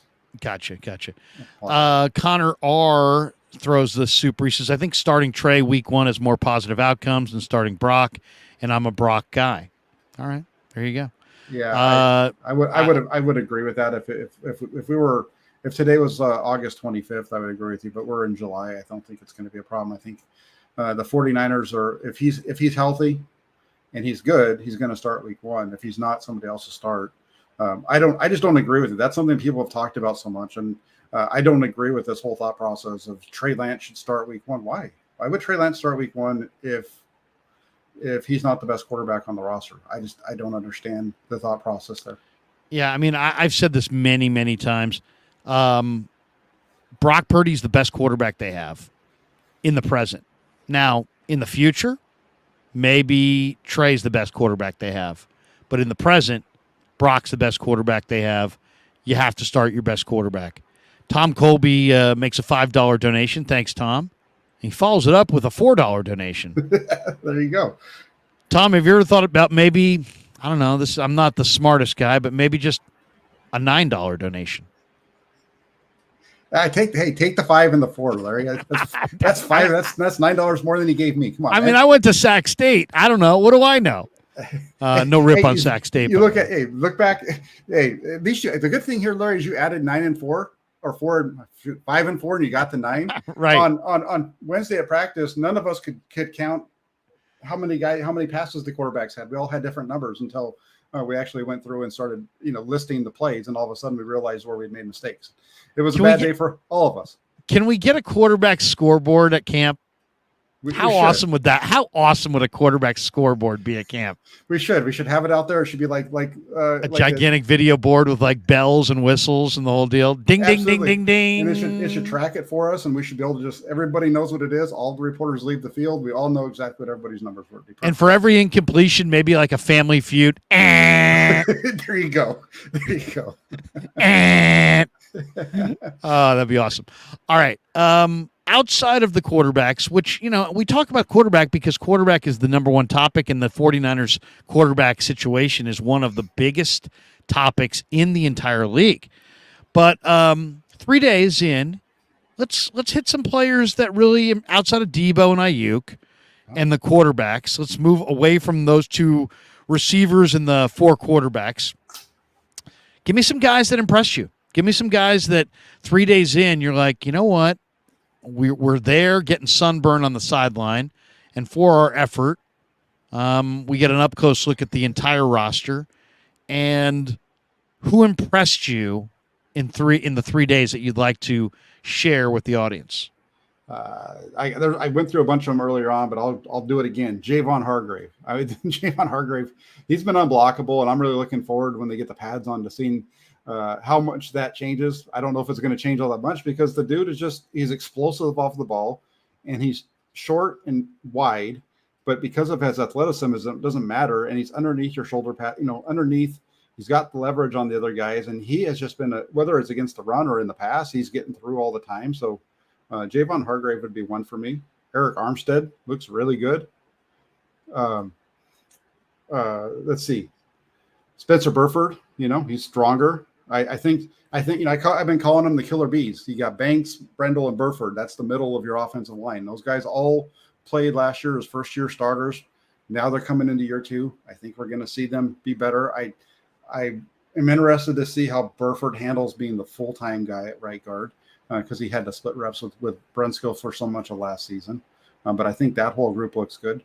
Jordan Mason looks good, and I think the running back who's really impressed me that I was down on him a little bit day one, but the last couple of days he really looked good, was Ty Davis-Price. He looks much more explosive, getting up the field at a better rate, doing a good job with his hands. We saw him catch a nice pass on day one. So I really like what I've seen out of Ty Davis-Price. I think the 49ers running back room 1 through 4 is tremendous. And then they also have Kalen LeBourne has looked good as well. So you've got a really good group. And the roster overall, you mentioned him, I mentioned him, Deshaun Jameson in the secondary as an undrafted rookie free agent, where he is right now. And another guy who I don't think either of us mentioned, who's made a couple of plays on the ball in separate practices so far, has been Taylor Hawkins. He's gotten a couple pass breakups, and he's looked pretty good too. Now, it's tough to see where he's going to fit in because he's a safety pretty much, and they've got 4 really good safeties on this team. But again, that just shows the depth of this team, that you can have a guy like that out there making plays, and there's just nowhere to put him on the active roster. My list of guys that have impressed me, I like what I've seen out of Tay Martin. I think Tay Martin is going to battle for a roster spot. It's a competitive wide receiver room, but I think Tay looks quite a bit better than last year. He's stronger. He's more sudden. He's got great size, great ball skills. I love what I see from Tay Martin. He stands out to me. I really like what I'm seeing out of this Ilm Manning. They list him as the third team right guard, but then he was also getting some reps at left tackle. He's really a terrific athlete and kind of an underrated player. I mean, I'm not sure what to say about him. I mean, to me, I can't wait to see what he does in the preseason. But Ilm Manning to me looks like a player. I love Kalen Laburn, the kid, the rookie running back from Marshall. The Niners are stacked in the backfield. Elijah Mitchell, I think, looks really, really good. But you got McCaffrey, Mitchell, Mason, TDP, Awatt, Juszczyk, and now Laburn. And Laburn's, 210, 215 pounds on like a 5'9" frame. He was a 5-star prospect coming out of high school, went to Florida State. Graduated, got his degree, transferred to Marshall, had 300 plus carries last year. He breaks tackles. He runs through arm tackles. He can catch the ball. He's got a little bit more speed than you think. I think Kalen Laburn is going to be one of the absolute revelations of the preseason. Get ready for it. Robert Beal has flashed to me. He had a play in the last practice where he dipped the shoulder flat into the quarterback. He looked very, very good. Spencer Wagee from North Dakota State has, in these drills, these D linemen tag the runner, and then the runner keeps running. Mm-hmm. So unless you look really, really closely, you can't really see who's making the plays against the run because the running back keeps running down the field. But there has been 3 or 4 times where Spencer has beaten his man, made the tackle, the runner kept running, and nobody's noticed at all. I mean, I'm sure Shanahan and the defensive coaching staff's noticing, but there's been no talk of this kid at all. He's impressive to me. The other guy that really stands out to me, Jair Brown looks really good to me. I think he has looked outstanding. Deshaun Jameson, Samuel Womack. Those are the guys for the most part that have looked really good to me. Yeah, that's a really good. That's one of the things, with the way that I've been reporting on it on a daily basis is, I think I've got probably about 13 or 14 guys on per day outside of the quarterbacks, so there's a lot of them. I could go on and on about the guys, and every player that you've talked about has at some point stood out to me over the first 3 days. And it's one of the things that I really like about this time of the year. I enjoy the process of watching the team come together. I enjoy watching the depth, especially with the 49ers. And that's the thing, right? We get so tied up in the 53-man roster. I don't know. Somebody mentioned the other day, I think it might have been George Kittle. I don't remember which person it was. But it's not the 53-man roster. It's your 53-man roster plus your practice squad, because of the way that you can pull guys up and down now. And so with the 49ers having such a deep team, that's what, 53 plus, that's 69 guys. Nice. That's how many guys that they could keep on their roster. That's only 21 of these players not being around. And the 49ers can have and you can pull these guys up and down. There's just so many good ones. And Spencer Wagee is one of those that you mentioned. I don't know if I heard you say his name, but Kalia Davis. I watched Kalia Davis on day one, running the hoop, and that guy just has such a bend, and he's so fast. And he's a smaller version of Javon Hargrave in that regard, right? He's not as big as him, but he's kind of similar, but not quite as wide. And he looked really good coming off of that knee injury. So Kalia Davis would be another one that I'd throw out there. Yeah, former linebacker, and he's got unbelievable movement ability at about 300 and maybe 18 pounds, 320. I mean, a little bit of DJ Jones, a little bit of DJ Jones there. I don't think he's quite the run defender, but he's got the same kind of build and some underrated ability to move his body. A couple supers here. Armchair QB1. Anything can happen. Nick Foles, stay on the team. There you go. Green glass full. I don't think Hensley can make all the throws. Great. Let's leave Ryan alone. I can't make all the throws. Yeah, seriously. I can't either. The coach was on earlier today with me, and Coach is a YouTube star, by the way. Coach is going to have his YouTube channel cooking before long. My man Len Dempsey, who's my tech guy, who helps me with all things tech. Len says, Coach, anytime you need him to help you get your channel up and rolling, he's willing to help you out. The coach throws super in here and says, Jack, how long is Brock's leash? Or do we ride him out for the season no matter what? I'd love to know your thoughts. Games specifically, how long? Yeah, I think it's the same as what it's been with all the quarterbacks. If they're winning or they're in the quarterback in the battle and he's playing at a decent level, he's going to stay the quarterback. The only way that Brock Purdy, if you're a 49ers starting quarterback and you're winning games, you're going to stay in there. If you're a 49ers quarterback and you're losing some games, but you're playing at a good level, you're going to stay in there. unless you have somebody that's going to replace you now, Brock Purdy and Trey Lance. Let's just say that's your 1 and 2. Well, if the 49ers start off 4-4 and they're still in the playoff race, I think they stick with Brock Purdy. It's not one where you can just, this isn't like it's 5 games. It's this record, because you go back to 2021, they stuck with Jimmy Garoppolo because Trey Lance got injured and then they got on a roll. And so they stuck with Jimmy.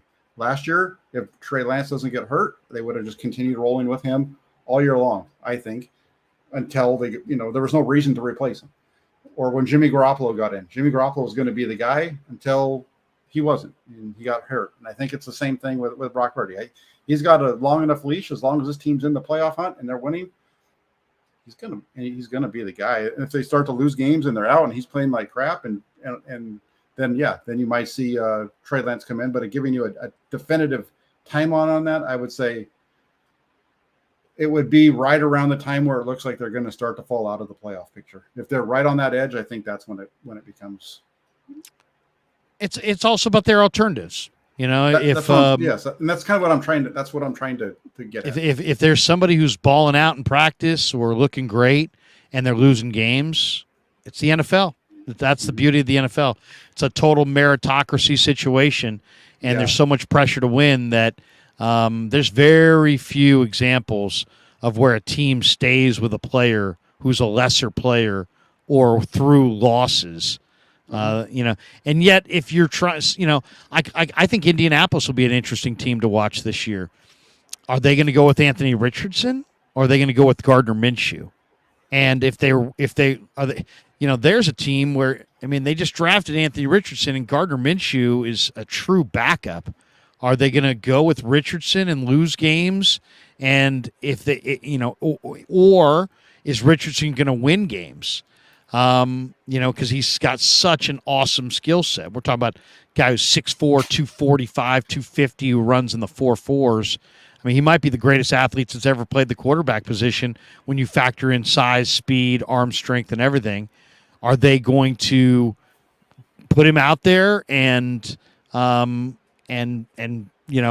develop him, or are they going to go to Gardner Minshew at some point?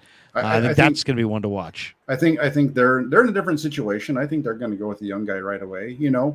I was kind of going in this direction, but back in 2020, when they were 3-5, if they didn't go on that roll, they got them back on a win, back to 5-5, and then what they did, they would have gone to Trey Lance when they got. I think if they had fallen to 3-6, Trey Lance is the quarterback at that point. There was no reason to keep trying to win games with Jimmy Garoppolo when you had Trey Lance there. So they were, and Kyle Shanahan said this. They were right there. They were getting ready to turn it over to Trey Lance, and then they got on a roll and they let it play out. And I think that's the direction that the 49ers are you cannot look at a team like the Indianapolis Colts and compare that to the 49ers. The Indianapolis Colts have no expectations this year. The 49ers are expected to be in the Super Bowl. And so they've got to play the best quarterback. I think if Brock Purdy is the best quarterback, which I would expect him to be, if, as this training camp goes on, if he gets back to where he's supposed to be, which I think he will, he's going to be the starter. And quite frankly, I think if he's the starter and he plays at the level that he played last year, this is a question that isn't going to be asked because they're going to be winning games and there's no reason to look at the leash. Right? It's hard to really say. There's a lot of factors, but it's a lot of it's tied to wins and losses, and also tied to how the other quarterbacks are playing in camp. It's I would say you're definitely going to give Brock a month, at the beginning of the year. But then it's after that. It's like, hey, how's he playing? Are they winning? Is he playing well? It's all going to be predicated on success. Are they having success? Yeah. And if you're having team success, you can stay with any quarterback a little longer, because ultimately that's what it matters. That's what matters most, I should say, which is team success. Green Glass Full says, any Joey Fisher news? I really liked the Joey Fisher signing. He played at Shepherd, but they build him as a tackle. I asked CFO, Chris Forster, the offensive line coach, is Fisher a guard or a tackle before I could even get the question out. He's like, he's a guard. He's a guard. So he doesn't have long arms, and arm length is a major part about playing offensive tackle in the NFL. You got to have long arms. It changes the geometry of the rusher, the angles of the rusher. If you got short arms, you can't play tackle in the NFL. So he's got shorter arms, so he's a guard. But he hasn't stood out to me. But once again, he's in a super aggressive mauler. He's one of those guys that's going to flash with pads on. He to me, he hasn't stood out without the pads. But I'm also not studying the offensive line. The last practice, I did spend some time watching their individual drills, and Neil Manning stood out to me. I try not to look for guys. I try to let them kind of find me. You know what I mean? I want them to stand out to me more than I'm looking for guys. But I am eager to see if Fisher is going to make this team. Yeah, he's not one that stood out to me yet. I don't think he's in a position to make the team, but he might be in a position to be on the practice squad, somebody that gets brought there. But as far as the 53 man, I don't think that's an option. But just because they have so many guys ahead of them, and that's not a bad thing. I think he's more competing with, with a guy like Jason Poe. That's more where that competition is. They're fighting for their spot on the practice squad. Those players like Joey Fisher and so on. David Bousquet. I'm pronouncing it with a French angle because it looks like a French name. He says, "How's Danny Gray doing? I see he's getting targeted." I like what I'm seeing from Danny Gray. He's stronger. He's easily the fastest guy on the team. This is the guy that gives defensive coordinators nightmares. He can run by you. He can make plays on that third level. There aren't going to be when you're a third level receiver, you're not going to get a lot of opportunities. When you get those opportunities, you have to make it count. You have to make those plays. Now, he's not just a sprinter. He's not James Jett. This guy's got ball skills. So, I mean, I really like Danny Gray, and he definitely looks stronger. He knows the offense better. But there's more development that's needed there. It's going to be a big preseason for Danny Gray. Yeah, I think that, he had a catch the other day that was really nice. It was a curl. I think it was a curl coming back to the quarterback, reached up, grabbed it. It was a contested catch, but it was a really nice hands catch. But he hasn't really stood out yet, but that time, he's right, he's right there in that mix with the fourth, fifth, sixth level, wide receivers in that range. So he looks strong. He looks fast. Now he's got to put it together, and he's got to catch the ball. That's the thing. I've seen him drop the ball a couple times. I know it's just against air, but when you're a wide receiver, just like I always say, when you're a quarterback, you're throwing against air. Those are layups. If you're a wide out running routes against air, you should catch everything that hits your hands, especially when it's right on the money. He's dropped a couple of those. Last super chat from the coach, 1999, says, "That's my point, though, Jack. We can't skip the process. Nothing you said about Brock had anything to do with the development, which doesn't always equate to wins. At some point, you got to ride out with your guy no matter what."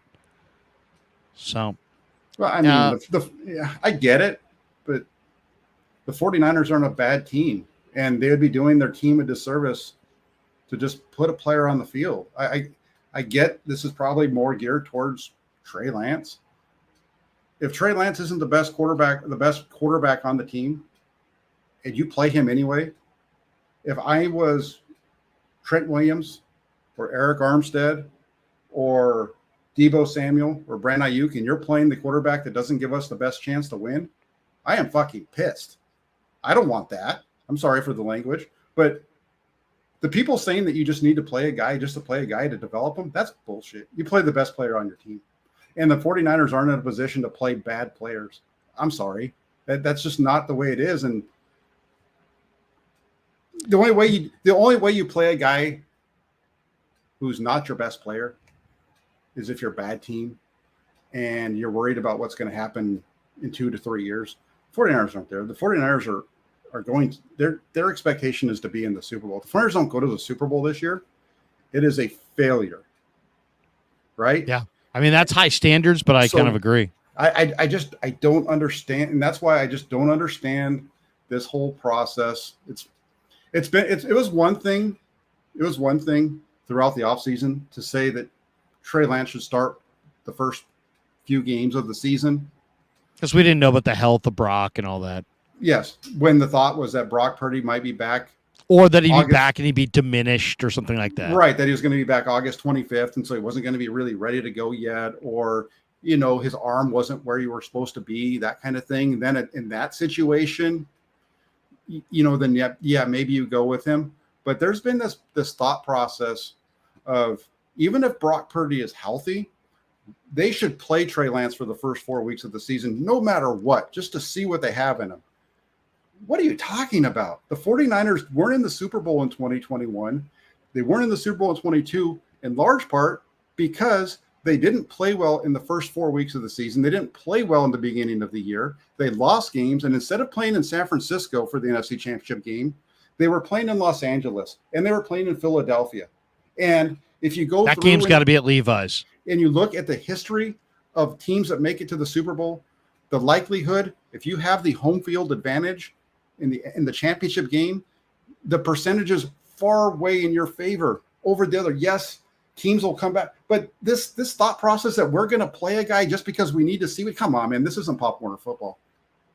Yeah, no, I mean, I understand the frustration because there's a lot of people that are really invested in Trey's narrative and in Trey's talent and feel that he's got the highest upside, but you got to play your best players today. And I just don't think there's any real exceptions to that rule in the NFL, especially since you can't, you can fall out of the playoff picture in the NFL. You can't win the division in September, but man, you can lose it. You can absolutely lose it. Yeah. And not saying that they would lose games, but you got to put your best players on the field, or your players start looking at you cross-eyed, like what? I ain't about your long-term plan. There's no guaranteed contracts in the NFL. I don't even know if I'm going to be here next year. I'm here to win now, and you're going to have some upset football players if you start playing. Anybody. If you, all of a sudden, they like, give you an example. Take the quarterback situation out of it. If all of a sudden, like who's a more important player for the 49ers' long-term future, Tayshaun Gibson or Jair Brown? It's probably Jair Brown. But if Tayshaun Gibson is your more reliable safety, strong safety in week one, and you go with Jair Brown, there's going to be a lot of unhappy guys. So you got to play your best guys. You got to play your best guys. And when it comes to, I got to say this because I've said it already a couple times in here, and I know that when it comes to this whole Brock Purdy thing, here's the thing: like, he might not be the best guy when we get as the season goes on. We don't know yet. He's been in here for 2 days, and in the 2 days, he was 3 of 10 the first day. Say what you want, but he was 3 of 10. He was 6 of 12. He hasn't looked comfortable yet. And if he doesn't get comfortable and he's not the best quarterback, he's going to get beat out as the summer goes along. Like I said, it's July. We got a long ways to go. There is a possibility that Brock Purdy doesn't get back to the guy that he was last year. And at some point, the 49ers, because he is taking days off and Trey Lance and Sam Darnold are getting reps with the starters, there might come a time where they say, we need to maybe look at this a little bit, and maybe they change their mind. I mean, if Brock Purdy completes 3 of every 10 passes all summer, he will not be starting. Yeah, and I think that people listen to me talk because I have been positive on Trey Lance and the performance that he put up last year, and they think that I just I don't know where he is going to be. I don't know where Brock Purdy is going to end up. But if you continue to get the performance you got last year in the 8 games that he started, if you get that, you've got a guy who's going to be close to an all-pro in the NFL. You got a guy who's going to be a multi-time Pro Bowler if you get that. Because if you take what he did in his 8 games, including 2 playoff games, forget that. 2 playoff games that he won, that he played better than any 49ers quarterback since Colin Kaepernick in 2013 or 2013 in the playoffs. If you get that Brock Purdy for an entire 17-game schedule, the 49ers are going to have one of the best quarterbacks in the league. I'm sorry. I don't, and it's not a knock on Trey Lance to say that. It's just that you have this guy who is playing at a high level. Yes, he's not 6'4". Yes, he doesn't throw the ball 70 yards.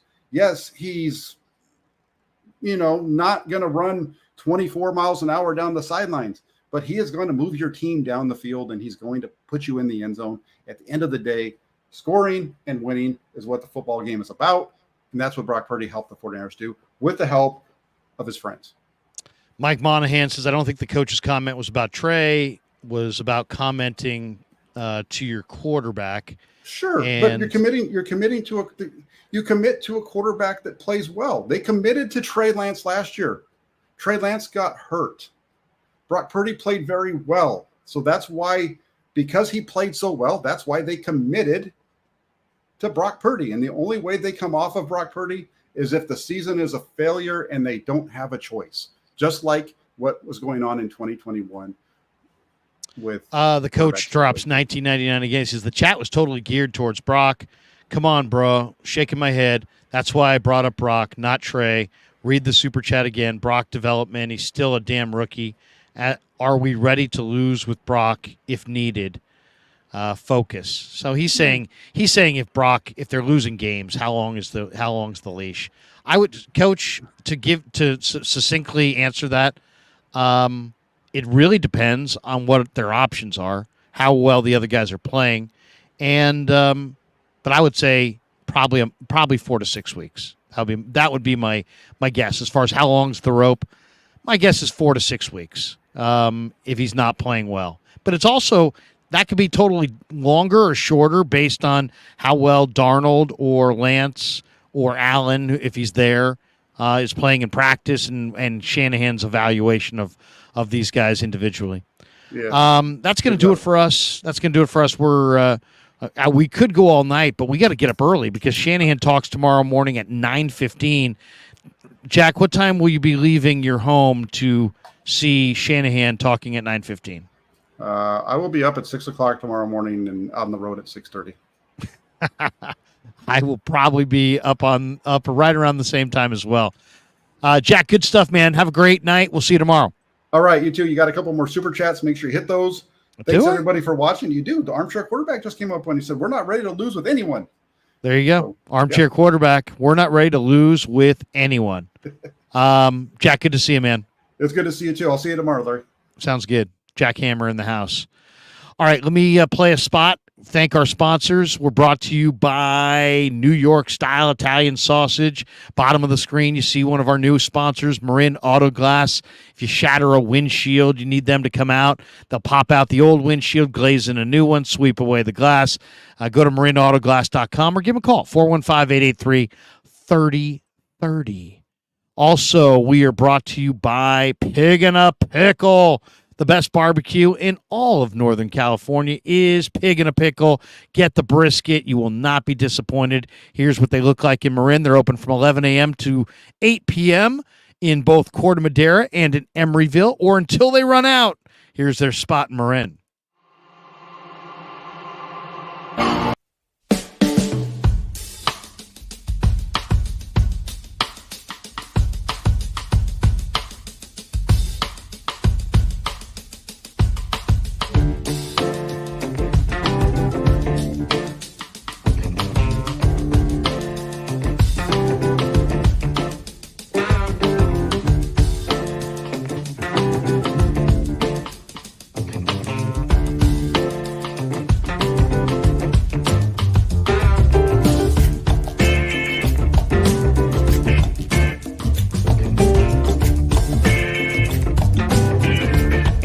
So New York Style Sausage was started over 70 years ago. We are the largest producer of fresh Italian sausage on the West Coast. What makes our sausage in New York Style is really the recipe came from back east, from New York, from Connecticut. If you look at all of our labels, there's maximum 4 or 5 ingredients, which we're really proud of. There's no preservatives, no MSG, fresh in, fresh out. The pork comes in fresh, goes out fresh. There's never any freezing throughout the process. We've always used fine quality cuts. We're never going to deter from that. It's one of the reasons why our sausage is so good. I guarantee you put our sausage up against anybody else's from a flavor standpoint, no one will beat it. Hands down. And do yourself a favor and do me a favor. Go buy a package of the New York style Italian sausage. Guaranteed you will love it. Guaranteed.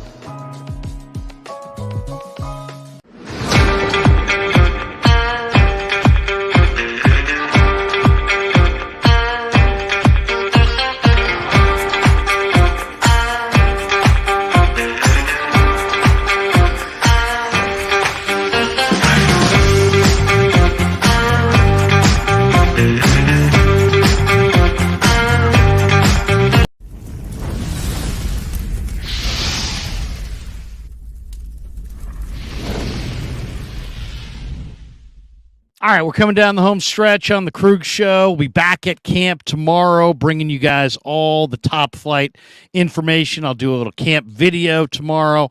Should be a great week. Shanahan talks in the morning at 9:15, practice at 10:25.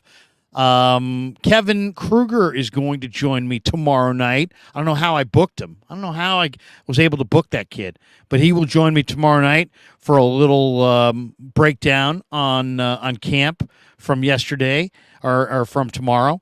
And then on Monday, I'll be back at camp. John Lynch talks at 9:15. Also Monday after practice, I'll be live with Grant Cohn on his channel. Tuesday, August 1st, I'll be back at camp as well. We'll talk to the special team coordinator, Brian Schneider. And then catch me at 4 o'clock on Bleacher Report. I'll be doing a San Francisco Giant trade deadline live stream on Bleacher Report at 4 o'clock on Tuesday. Wednesday is the Niners off day, and Grant Cohn will join me on my channel. Also, 5 o'clock on Wednesday night, I'll be doing a live stream with the East Coast Red and Gold podcast. Looking forward to that. And then Thursday, I'll be down at practice as well. And then at 6:30 Thursday night, we have our big show live stream with Jesse Naylor, Nails, Vish, and myself. And then Friday, I'll be back at practice doing everything. So busy week. Try to get stay out of the sun as much as I possibly can. Let's take one more perusal of the chat. Dusty Gold says, "Gee, Larry, you look like you lost weight. Hydrate." Yeah. Kevin Krueger says, "Work, work, work, work." Erwin Kwong, Kevin Krueger is free child labor. He's getting paid. Kev's making money, man. He's the boss man. He's the boss man. He's getting paid. I work for him. Erwin says, "The Krug Show, Kevin is doing his chores." Yeah, seriously. Robbie429, is it 439? Excuse me. Says he should have credentials. He runs the Krueger Empire. Yes, he does. Yes, he does. Charlie Higgs, I just want an Italian sausage. Pause. The Car Gods, Larry. Been a Niner fan since the 70s. Played a little ball myself, know a little football. And just Trey Lance mechanics, accuracy, footwork aren't NFL caliber right now, maybe in a few years. We can get into that comment more as we go for sure. But I hear what you're saying. Noted. I say that. Noted. Robbie439 says, "Kevin, brother Bob is going to be so happy. So happy." All right. Anyway, Robbie439 says, "I wonder how much money Pasquale gives to Larry. Is there money changing hands?" All right. Bacon says, "Get your sombrero ready, Larry." I promise I'll have a hat. Kevin Krueger is now telling me what to do. Don't tell me what to do, damn it. He says, "Tell everyone about the video you're about to make." Well, you know what? As soon as this live stream is over, I'm going to go through and do a video on the underrated players that I saw in the first 3 days of camp. So that will be out on the channel ASAP. Look for that video. Thanks to everybody for supporting the channel. That's going to do it for us tonight. Coach, it was great rapping with you this morning. Really enjoy that.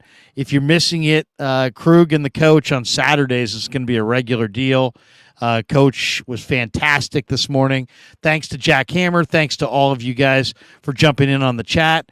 Until tomorrow, peace. Yeah, never met a man I've been scared of. Careful, you gon' get exactly what you asked for. Careful, whatever you bring me getting handled. I answer to no.